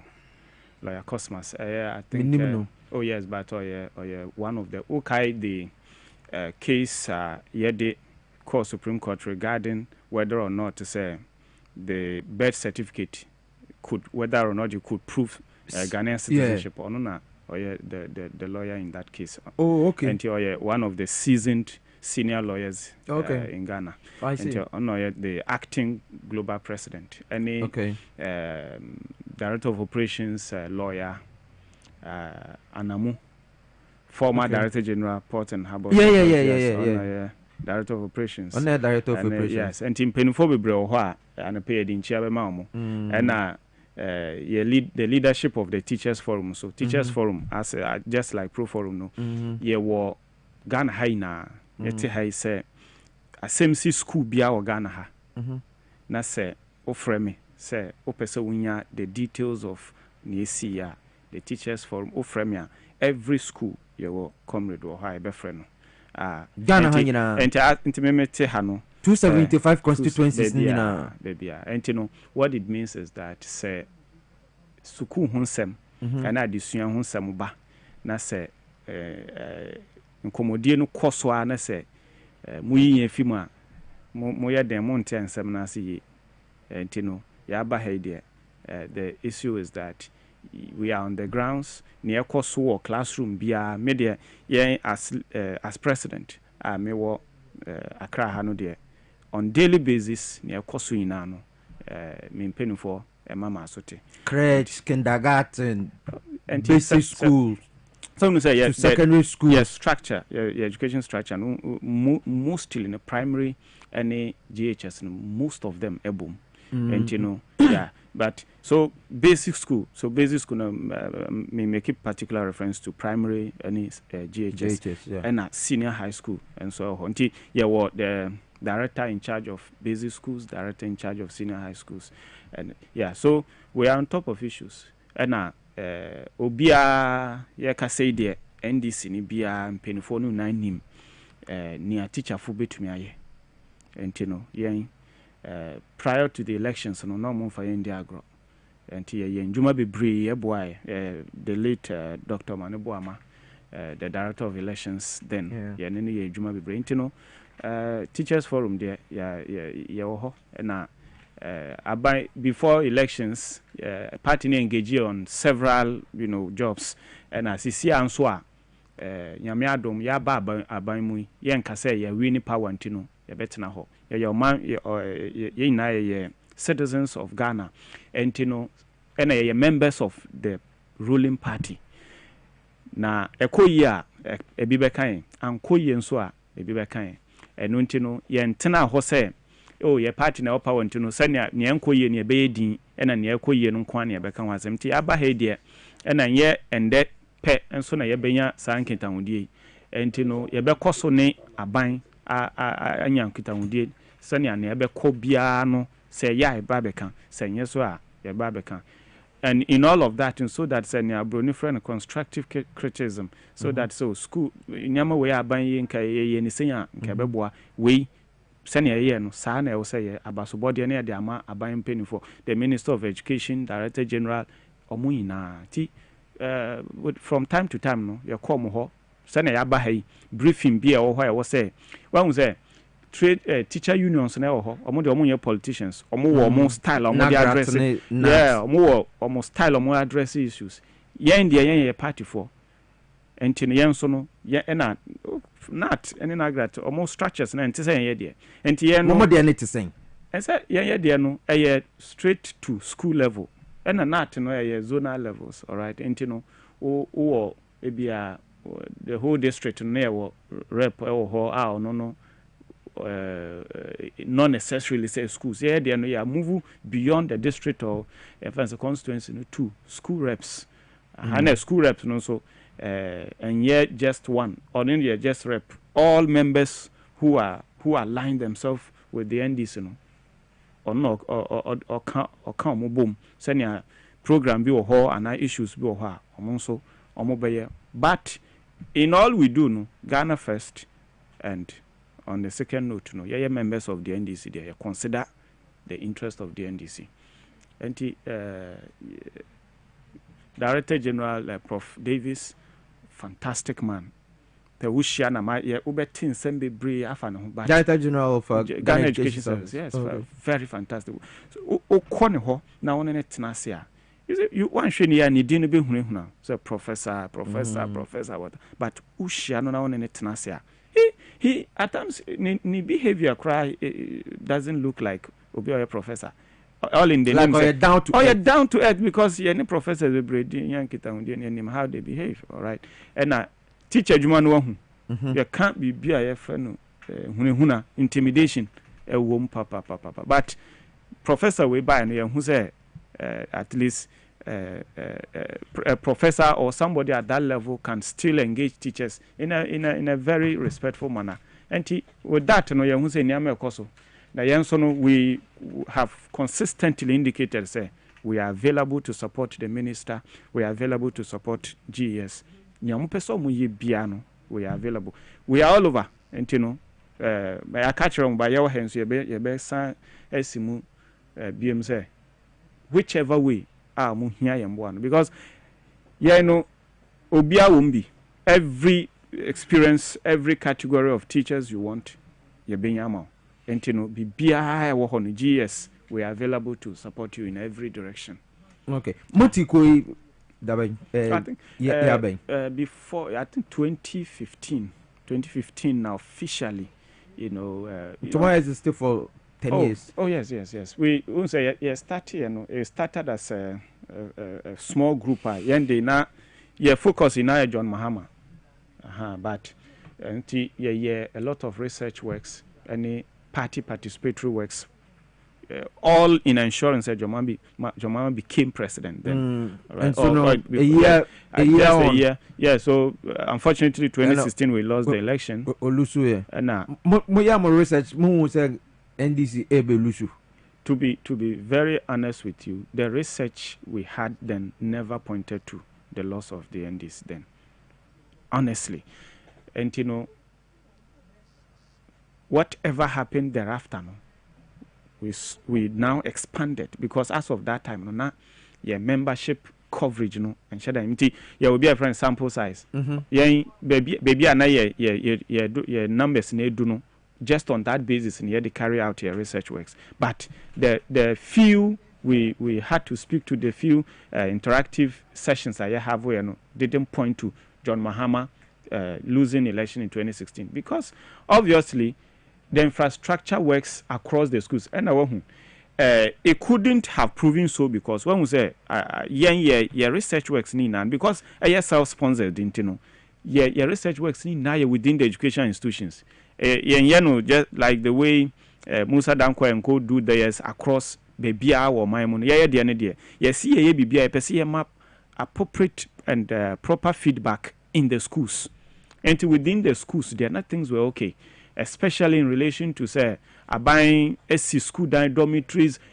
Projects were spread all over the famous 200-day senior high schools. There were a lot of projects ongoing, and so there was no finger pointing at the fact to say we were going to lose the election. But all the same, it ended the way it ended. Now, my addition and teacher 4, we realized if John Mahama had continued anka do enim esin baby I couldn't and that gave a lot of spirit and teacher for be brave you see the leadership of Akufo-Addo friend is Baumia is what led to the fast growing state the teachers forum had to go through because the difference between John Mahama and Akufo-Addo was so clear that convincing teachers to belong to this family was so easy. Okay, yeah. Mate, maba be din kobo there for more impact on education in Ghana as a whole and in the Monsomode boy NDC as a political party. Na mamiko amano somra unua ba ko e so Mark Ewusi ono so educationist ma meneno enkotwetwen enkobo Mark Matien Bibia boko there. Ewada do mo mpa bonti. Ya kasa ya che No kura pa matisi atu ye yom pa so yo. Ose.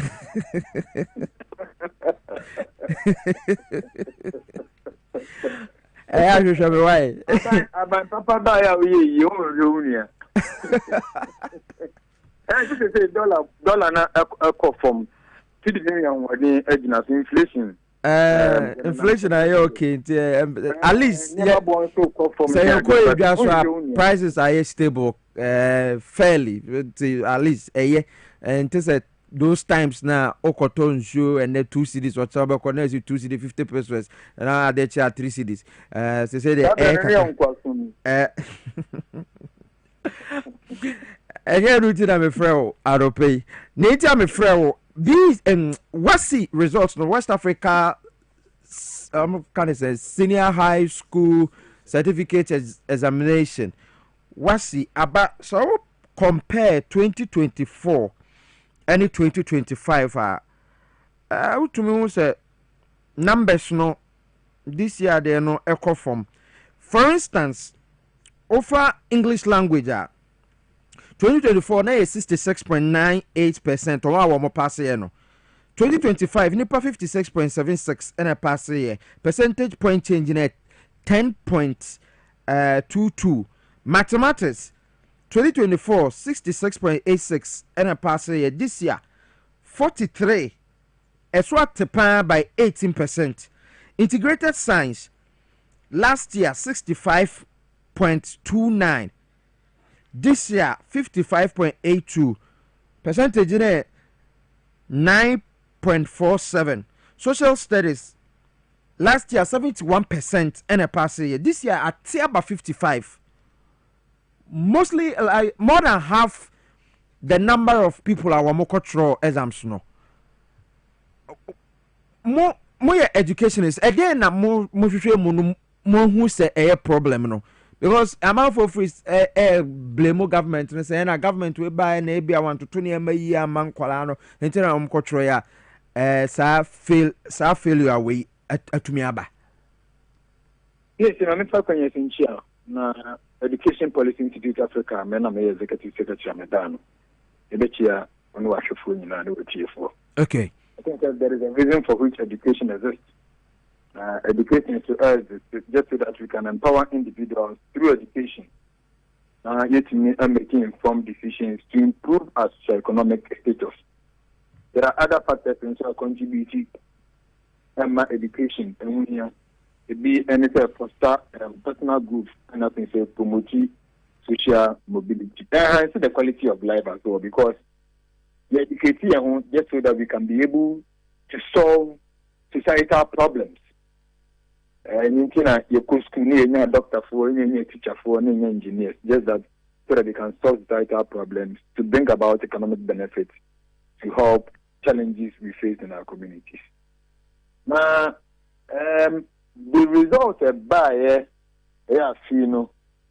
demonstrate clearly the level of our educational standard. In fact, na abanda da also na the kind it make a past questions near the amount of fran emma one more senior aquaculture. I started questioning myself and asking why and how did we get here? Piesie, me no in our school. In himself and Kachi last week there are past questions actually. And so whatever you need, you just go through the past questions and go and write them. Unfortunately, it got to a point and now say it's top personal. The characters are branding, you move in the sorry, a cassette here. Initially, now there was some level of denial. Actually, and I buy the PM say, I'm buying correct and make available budget for us to buy past questions to teach our children. So I buy top past questions at the mass school for what is wrong with that? I mean, let's say, Pastor Oko School, your top past question message is here. As me kai really me ana Tom say your books are what my compile apps are past questions no munti exactly so your books are your compile past questions in but you see we need to redefine ourselves and begin to know the level of education also you do. Currently, the addition akwakoye shiru. 4. You pass and go. What I say? Meanwhile, education is not meant to be like that. Also, we see the anonymous here. So that the examination is Piesie Okrah in your afterlife, no, and after examination or after school, no, you are able to apply the knowledge you acquired from the books or from school. Yeah, but the past questions about previous examinations are abako ninyina no obehu pattern no ne kwan examiners no e fast or ebisa questions and fantastic. But yes, it is what is wrong? It is fantastic. But what we are doing now, and what I'm emphasizing on, and it's too much of a true and poor. It might not be true and poor. Why na ye true and poor no? Such true and poor ness and kolana na ni true and poor. Ana teacher for na. Akwara ntumi be no wo. Piesie, akwara ntumi be no wo.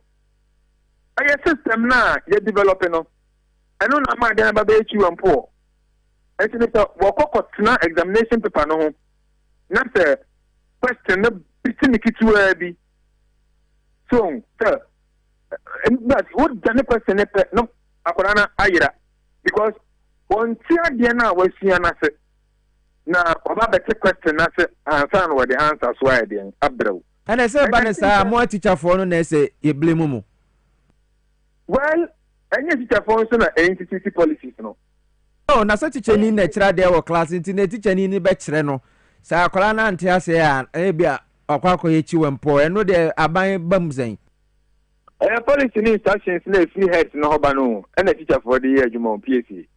And you see, we have gotten to a point where Mofrana ye choma dey with school no. Almost sense of responsibility at ayira. And so they do not really even respect the instructions of teachers. And these are all troubling and challenging issues. Yen another kai. Titi bremu. Yen curriculum ana ye di sua de. Anya no na ye di sua de. Ye dey not one yakofa kwesi bro ni de. Meanwhile, there are some schools in Ghana and private schools are bofuna na dia ba. One mu practicing the old system, no the A-level system. Where did you go wrong? Of course, yes, you are there to meet global standards. And ye yan kasa ye dia no wo. And of course, you no momuna yakofa na dia no. Ono back to Ghana and all practicing ye dia. And so we compare education in Ghana and then education globally. You realize that we are working on a path you're not careful. But me, I will be very happy to say sorry. So that I go and respect. And I say maybe go baby I'm from so rather than say you better me kwanya memfaso empathy. Na failure na medimasem ekofa. And so for me, the purpose for which we education is meant to shape society, build our knowledge, and then foster that kind of equality and access. And you know any human, and many people will attest to this fact. I think that the solution in the what was it? Solution no ne de say. Yes, and we need to quickly as a country, find a solution to this problem. And one of the best solutions, and it said, Kaya, Abraham Penny a buy. Are your teachers forum? A lot of CSOs within education forum. From here in the Volta region, right? Education forum. A lot of people, CSOs, teachers, headmasters, and all that. One more prefer one more solutions to some of the challenges by implement here today. One of the things has to do with increased funding. So the baby allocate a lot more resources to education. We are prioritizing marginalized areas now. Look, we cannot compare education in the urban areas to the rural areas. lack of facilities, lack of classrooms, and all that. Near man, hinder one more what I'm the end in order to meet the fairness and the educational standard. Teacher training and support. Yes. Yes, Juma. Not a one man enough training and support.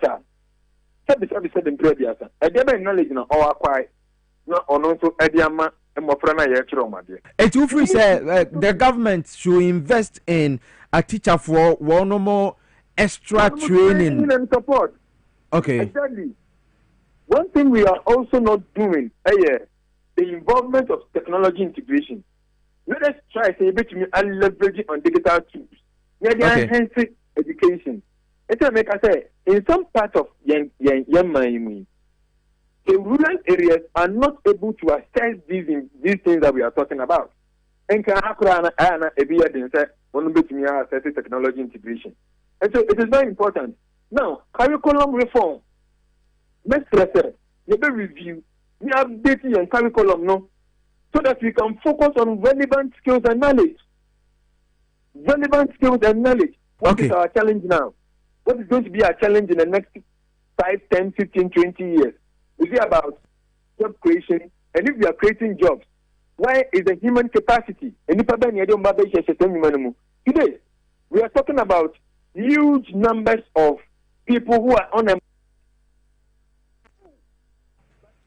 The skills now. Okay.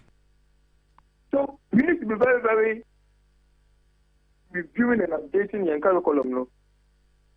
Okay, Mate, so unyabra no aba na edisa enkomo no because you need a bresa, but I think say what you may make your point to say near as o making no but you be to me anya extended version that for na ya to me edisa enkomo no atumi atremu ye Mark my yemfa hunsia ya da se ne obra unyaye. All right, Mark I will see akon educationist in studio Abu Safian comrade. Yes, Abu Safian so say for comrade Abu Safian comrade in there hu here yeah send this for sana mo frɛ frɛ mo yeah no ntina me say hu here no yeah so me nye ndisi ni yeah there ndisi for eti me nka comrade ni bio da bi o fan to ho so ba me there sa na frɛ me enti me there say wo yeah okay Mate, so back to enkomona ye did my engina Mark abusia akudie so na yembra o hwe wasi results na bana omo failing na bebre na obey research no mu fi rural areas. How do we develop rural education na yema enye kama na emmoa because minim say we teacher ni unim situation obi wo wa oni computer lab no school baby be maybe acquire baby be bo kora na amanfo use na oni obi a wote Accra to say obi okọ Accra Academy Achimota St John's obi okọ Prempe was Infantepem omoko should the same exams. Okay, until the truth of the matter and they say this situation you picture you are painting and starting though so the point is this while didn't do while I agree to all there is a fundamental issue. Say obi wa lab obi ni lab rural urban we agree a fundamental issue but currently you made a certain comparison say 2024 results 2025 results 2023 unim nipa ba ko na di sa problem na ba o hwe nipa ba ko initiative and amayedu beyond the fact say we need libraries, we need science laboratories, we need classrooms and the rest no nipa the problem we na ba Dr. Aduchum enyo na person no o system schools near the officer hwe when robotics when Napo was the minister Napo nim bibia with education mo. And I'm not downplaying his intelligence, say, oh, he shouldn't have been the minister. But for that reason, just like they did for Nana Akufo-Addo by bringing Dr. Baumia economic waste kit on by economy, Napo did not know anything about education, and so they brought the education whiskey from America. Say, or no, embe tie educhum friends at Napoichi, non cessa the shape of education. And let me tell you, the first advice or man say, no matter what I will say, nkwalane pass, regardless of what nkwalano must pass. And education now, educationists now in Kazano. You remember who Kaisok or say yet or textbooks. Meaning and yet textbooks pay. Past questions. Past questions. And yeah, no pay. The trick was the trick. And say you know after say omwato past questions about my final year for and your past questions when your final year for pen and come here past questions. So and if the intentions were good. And kaya de bema form 1 4 form 2 4 but or more mu be wie unya fi form 2 or form 3 na ya more past question chief examiner's report and somehow and yes selected. You see the focus really was core subjects because I know now universities no require analysis ni na I know now the focus is into almost selected core subject teachers English language social studies science mathematics from all the schools into Ofa Central Regional mathematics teachers na ya campo mu baby na ya fa you know omo why campaigning for any see maybe experts of how to answer questions how to do last minute writing of exam and ya campo teachers see some every year omo kwa ya dom kwa share hotel na ya try how to use past questions to ensure say students pass exam me say me na make yes, the normative politician etian waka say what is your source will be some source I see me school ho and I ko bi and I know so me some more source you see so this is the fund but in everything instructional hours na say that is when teaching and learning happens. You link it to what you said. You see, we are dealing with a problem. At the end of the day, exams and fine. You said, say, you said, say, classrooms in the hall, library in the hall, lab in the hall. We are assuming, say, I did papa be uncoso. And the last minute, walk off a past question about Obia or your real beer will tell you, say, she, Okofo beer, uncle school about the person is able to read and write. Well, Opa Fanitana studio ha. Not train past questions man say question answer unsuya hwe na onko tena exam room hwe say one pass ya so the whole is serious about past exam ne yefunu nima ne semame ya kira de wia and the hospital near mo edru bia anom yes whatever they give you take it because omo ko school no ye obia na okọ so kwa kope konhu sene aye kan pe no de abebo ne brow sad suafu imu an ye doctors nurses engineers and all of that it is not just about passing the exam okay exam passing kwa de ko bia be fa teacher man ba tena fie na wa train pass question after all say you call training ni bi nti nka opese o ba pass and answer wo ska wa for few examiners no ma be kira oba how to pass the exam then they write and go but and there nipa dey kosa kwasum we met parliament cause because they entry teachers paid professional allowance no enuntia ono oye we na no na ye implement ye na ye down ho ye say ne ndi ye ne policies bi o de buy no eno na edi akọ edi abedu hande enti joma ama se ye reset enti education forum ayeye no wo friends and who when this administration came we presented a paper. Okay. Other education trade union obia presented paper and the point we made strongly was say yen reset the whole thing past questions buying a good friends and teacher training professional development ni na a good but my yen just schools no engu ho na final year na ye the books ye the textbooks ye the resources be braba all in the name of passing exam no dia mboa. We should be clapping for John Mahama and the education minister for listening to the cry of the teacher unions and the ordinary Ghanaians say yen children kolana de na ni omo betumi wa wentumi ampass no sign cultural beam and no yes since we betro exam na wako university na wako tue sika na University of Ghana kotie UCC more than 20% of Nkrofo munya 8As 2024 have been sacked. Enti so who to me 8As now call University of Ghana na work with fees away near Sakwa. And no any work on one person or control no pass for real na wanya wo a deserving admission op there. Enti resource ni do obi anka say obi be failing enye sorry enye na mum Ghana for should understand that this is the reality. Sure. Director General Mekana and Professor Davis my teacher any education so my teacher for in art say hey most say your mama headmasters are signing performance contract, all right, and for that matter one person share me say Dr. Duchum time see pass at all cost. And you know, at the end of Wasi season one, now you organize a chess meeting. Headmasters ni naba. One was any teacher ni to me frail. Now I be Gina class and him now don't say go you know. So I be a headmaster for no. Me na me say. They call you now your project or your friends and school results. Now you share headmaster. I didn't know how unya 20%. Now watch him. Now headmaster for in show. Headmaster. I didn't know mass unya saying. Next time, what this results we will deal with you into only headmaster. Headmaster, back. You bring your teachers together and say, sign him guys we dear, mean to me in until they must pass at all. Until you know what the minister, Harun Idrisu, Professor Davis, they went ahead and told every teacher, say, what would name?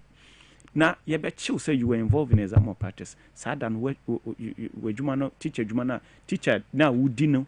That would be the end of it. And you know, me see me go school me teacher for her, the briefing I got and they say, only why yeah why dream so who exam or practice why teacher for no reporter at my police for actual. Nobody was prepared to compromise. And you are trying to say Nana Akufo-Addo aberso na a teacher for no involve who exam more practice. Yeah, I mentioned we I won't cover anything. The truth of the matter is that exam or practice did not start today, but it became heightened, super heightened. Oh, Dr. Dutum Abreso as minister, because and you must pass to secure your job. Yes, you must. Your student must pass to so that you can continue in your position as headmaster, assistant headmaster, or whatever. So, but the joy of every parent is and the Baba. No, Baba pass and now Baba so passing.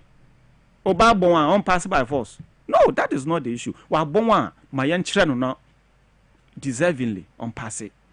Okay. And Ufri said now the right thing is right thing is being done. No teacher is prepared to go and stand anywhere and share answers. No, because you see you're resetting of the brain. No, you ain't at your trafo, but a do your level. Until you see a young triasa Nyaman so. No teacher is prepared to do those things. So whether they will politicize it, so your mama time confirm pass whatever. See, we are here because of Ghana.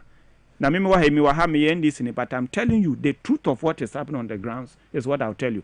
Even in there, the negatives happen, I will tell you. Then why do you think President Mahama instructed Minister of Education say on a review of near Asino?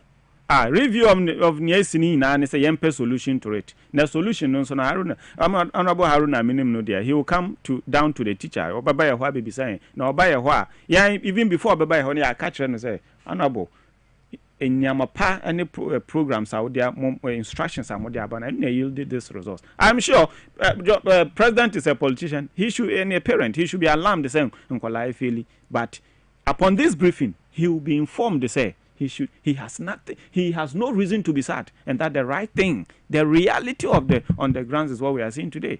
And Minister Abamu Penufo mon come akuma ntufum within just few years we will come back to the peak. Kwalabia nim say I need to pass on my own. What I say, but I know say we need time, but in some way the bar and I say I'm no na some pena. So now we are open. But issues were hot. But time no so issues were hot because share unim. Sisia ya say professional development I want teacher for full because continuous professional development allowance for the teacher. I don't know about that. Mente that. Okay. Hey, me say teacher for me cry me near by mon cry no.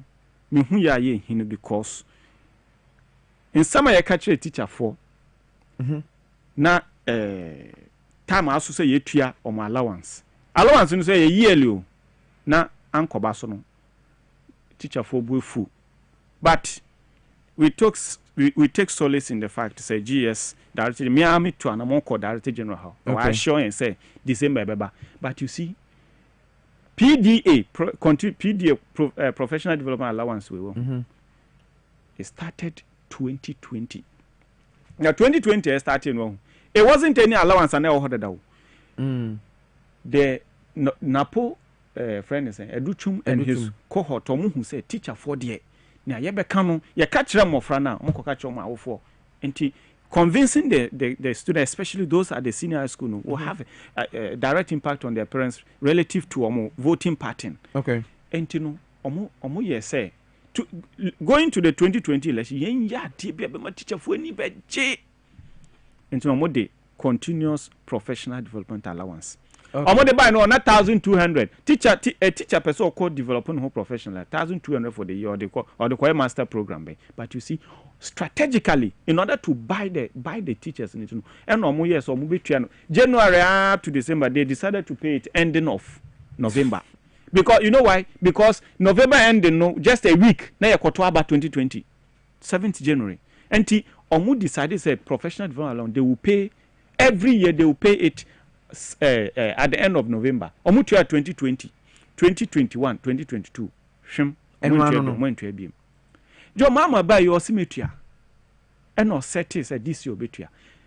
Some of us were of the view say if the government decides to pay that allowance, and on spreading on our salaries, and I say obetia kro in January, but in all of this, and fan omoye madu so metua no 7 ending of November no now ending of November ni do ye na controller because there is a certain technical hitch and you know o ma postpone to December and na teacher for anti ase ye na promise there nipa so obi so be mo 1 cedi na time do no amfa mo ya enti ye kamo teachers down ye srom ye to anamoko director general wa chiremu say controller sure no say September friends and December 18th up to by 22nd na sika na yetua na mum nia wo hone say o say na yete ase say November payment na aban tua no kra no ka be ya anka aban emfa December and January and no be boy because November no kra ye political wan hwe ne ya e be yete say vote buying no nti na yen so ya ba say aban ya ba so be resetting ama nti bibia ne timing enye no yemfa nko the right you know timing sanya e be boy na uni okay my emphasis ebe na so ebe se batu ehun sisi asamba ko sambo is a teacher for us mom ebi man kan hwa me ntumi nkofie mesrao akanya he bio aban hyen bo me amekan na ye baku mienu bi aban ka kire teacher for yen ye party for but truth now say kan aban say oba teacher for ubetumi akraka okraka duty no ye de bema o te say na ema loan no ye pese ye ka kire Minister of Education say ya fee ni ye twen sa promise mon kon office na da bi na say some platform they do Abidjan ne baby anti e kan ha ye be ko ho but I say kan hanso not before e be do no na say kan not okay what I say and na private senior high schools are ye do mo kan free SHS no yesre aban private schools ni ya call most of them ya call ni who say facilities no e wo ho enso no students ka krebi na wo ho okay na still wo public schools are where congested. Senior school, corporate sec, Miami school, me mboni din. But ukobe bia the schools are government schools now. Private schools here they mo ba say embed decongest the public schools. But as a stance, there was no any deliberate policy to market the private schools. And how is a policy ben anka yemfamra na yem market private schools no na nipa enko ho bebre. Oh, it's a answer na ye schools even private schools no time aye selective schools no the GHS or movie na ye selective na private schools no nka ho. Private schools no kran kan ho and later na during the time of say ukoye changes na later ye de kan ho and there is no any advertisement as in say aban and shada and take footages of the schools at the point of selection and some description because unim very well say public school you grade A, grade B, grade C, private schools there's nothing like that. And Tiaka say who schools or 30 classrooms, nenipa 50. Ko Purdue Scholars College, Udu Kaso Tobuta, Purdue Scholars College or obetumi afa close to 2,000 people. Mkola or 35. Free SHS the 35 na alcohol. Okay. So how do we decongest? And to send your wakano, yes, open some catching Yankopa and our catching from it. When you are Baba Cano from a media, moon to one among because NDC, boy party for say NDC succeed there, a yamamo. Right, and nuntina your hana pay. Yo, near call ye biano ye bema banswati, Nianko yen so ye becan, Nianko in ye becan, Momon fan says, see, I and I'm chanching. Oh, that is the interest of the future. Yes, exactly. Because say NDC trapa wacha. So a bay me the power. And because we be fast with the kakra. Mami Frenchia ma penifobia. Teachers forum. Teachers forum. Jina na yen penifobia. Okay. Notable of them, Professor Nanama Brown Kluche, EPA boss. Anope medical chiano. They say Ghana has CEOs no. You see ye ranking na. Ye manifest cry assisino. Sir, now some ka Professor Davis as Nanama Brown Kluche me who professor or ye down to earth sada. Okay. Ya mean sure no. Yo. Ena ye na ye penny. Special envoy to the Sahelian states, and any deputy, ambassador, His Excellency, the ambassador Bevlo Lati. On the 12th, Nigeria Edda form, ye na ye beko support. 12 months, 12. Any Brigadier General Michio, the deputy, any NDC form penifuna. Ghana teacher for ina, especially those who believe in the ideals of the NDC. Okay. Obiambra on board, okay. Ensure say 2028, 2032. Okay. Still NDC na better na so. Medal say. Abu Safian, president of NDC Teachers Forum. Saying Kano, ya de jumade ni nyina si.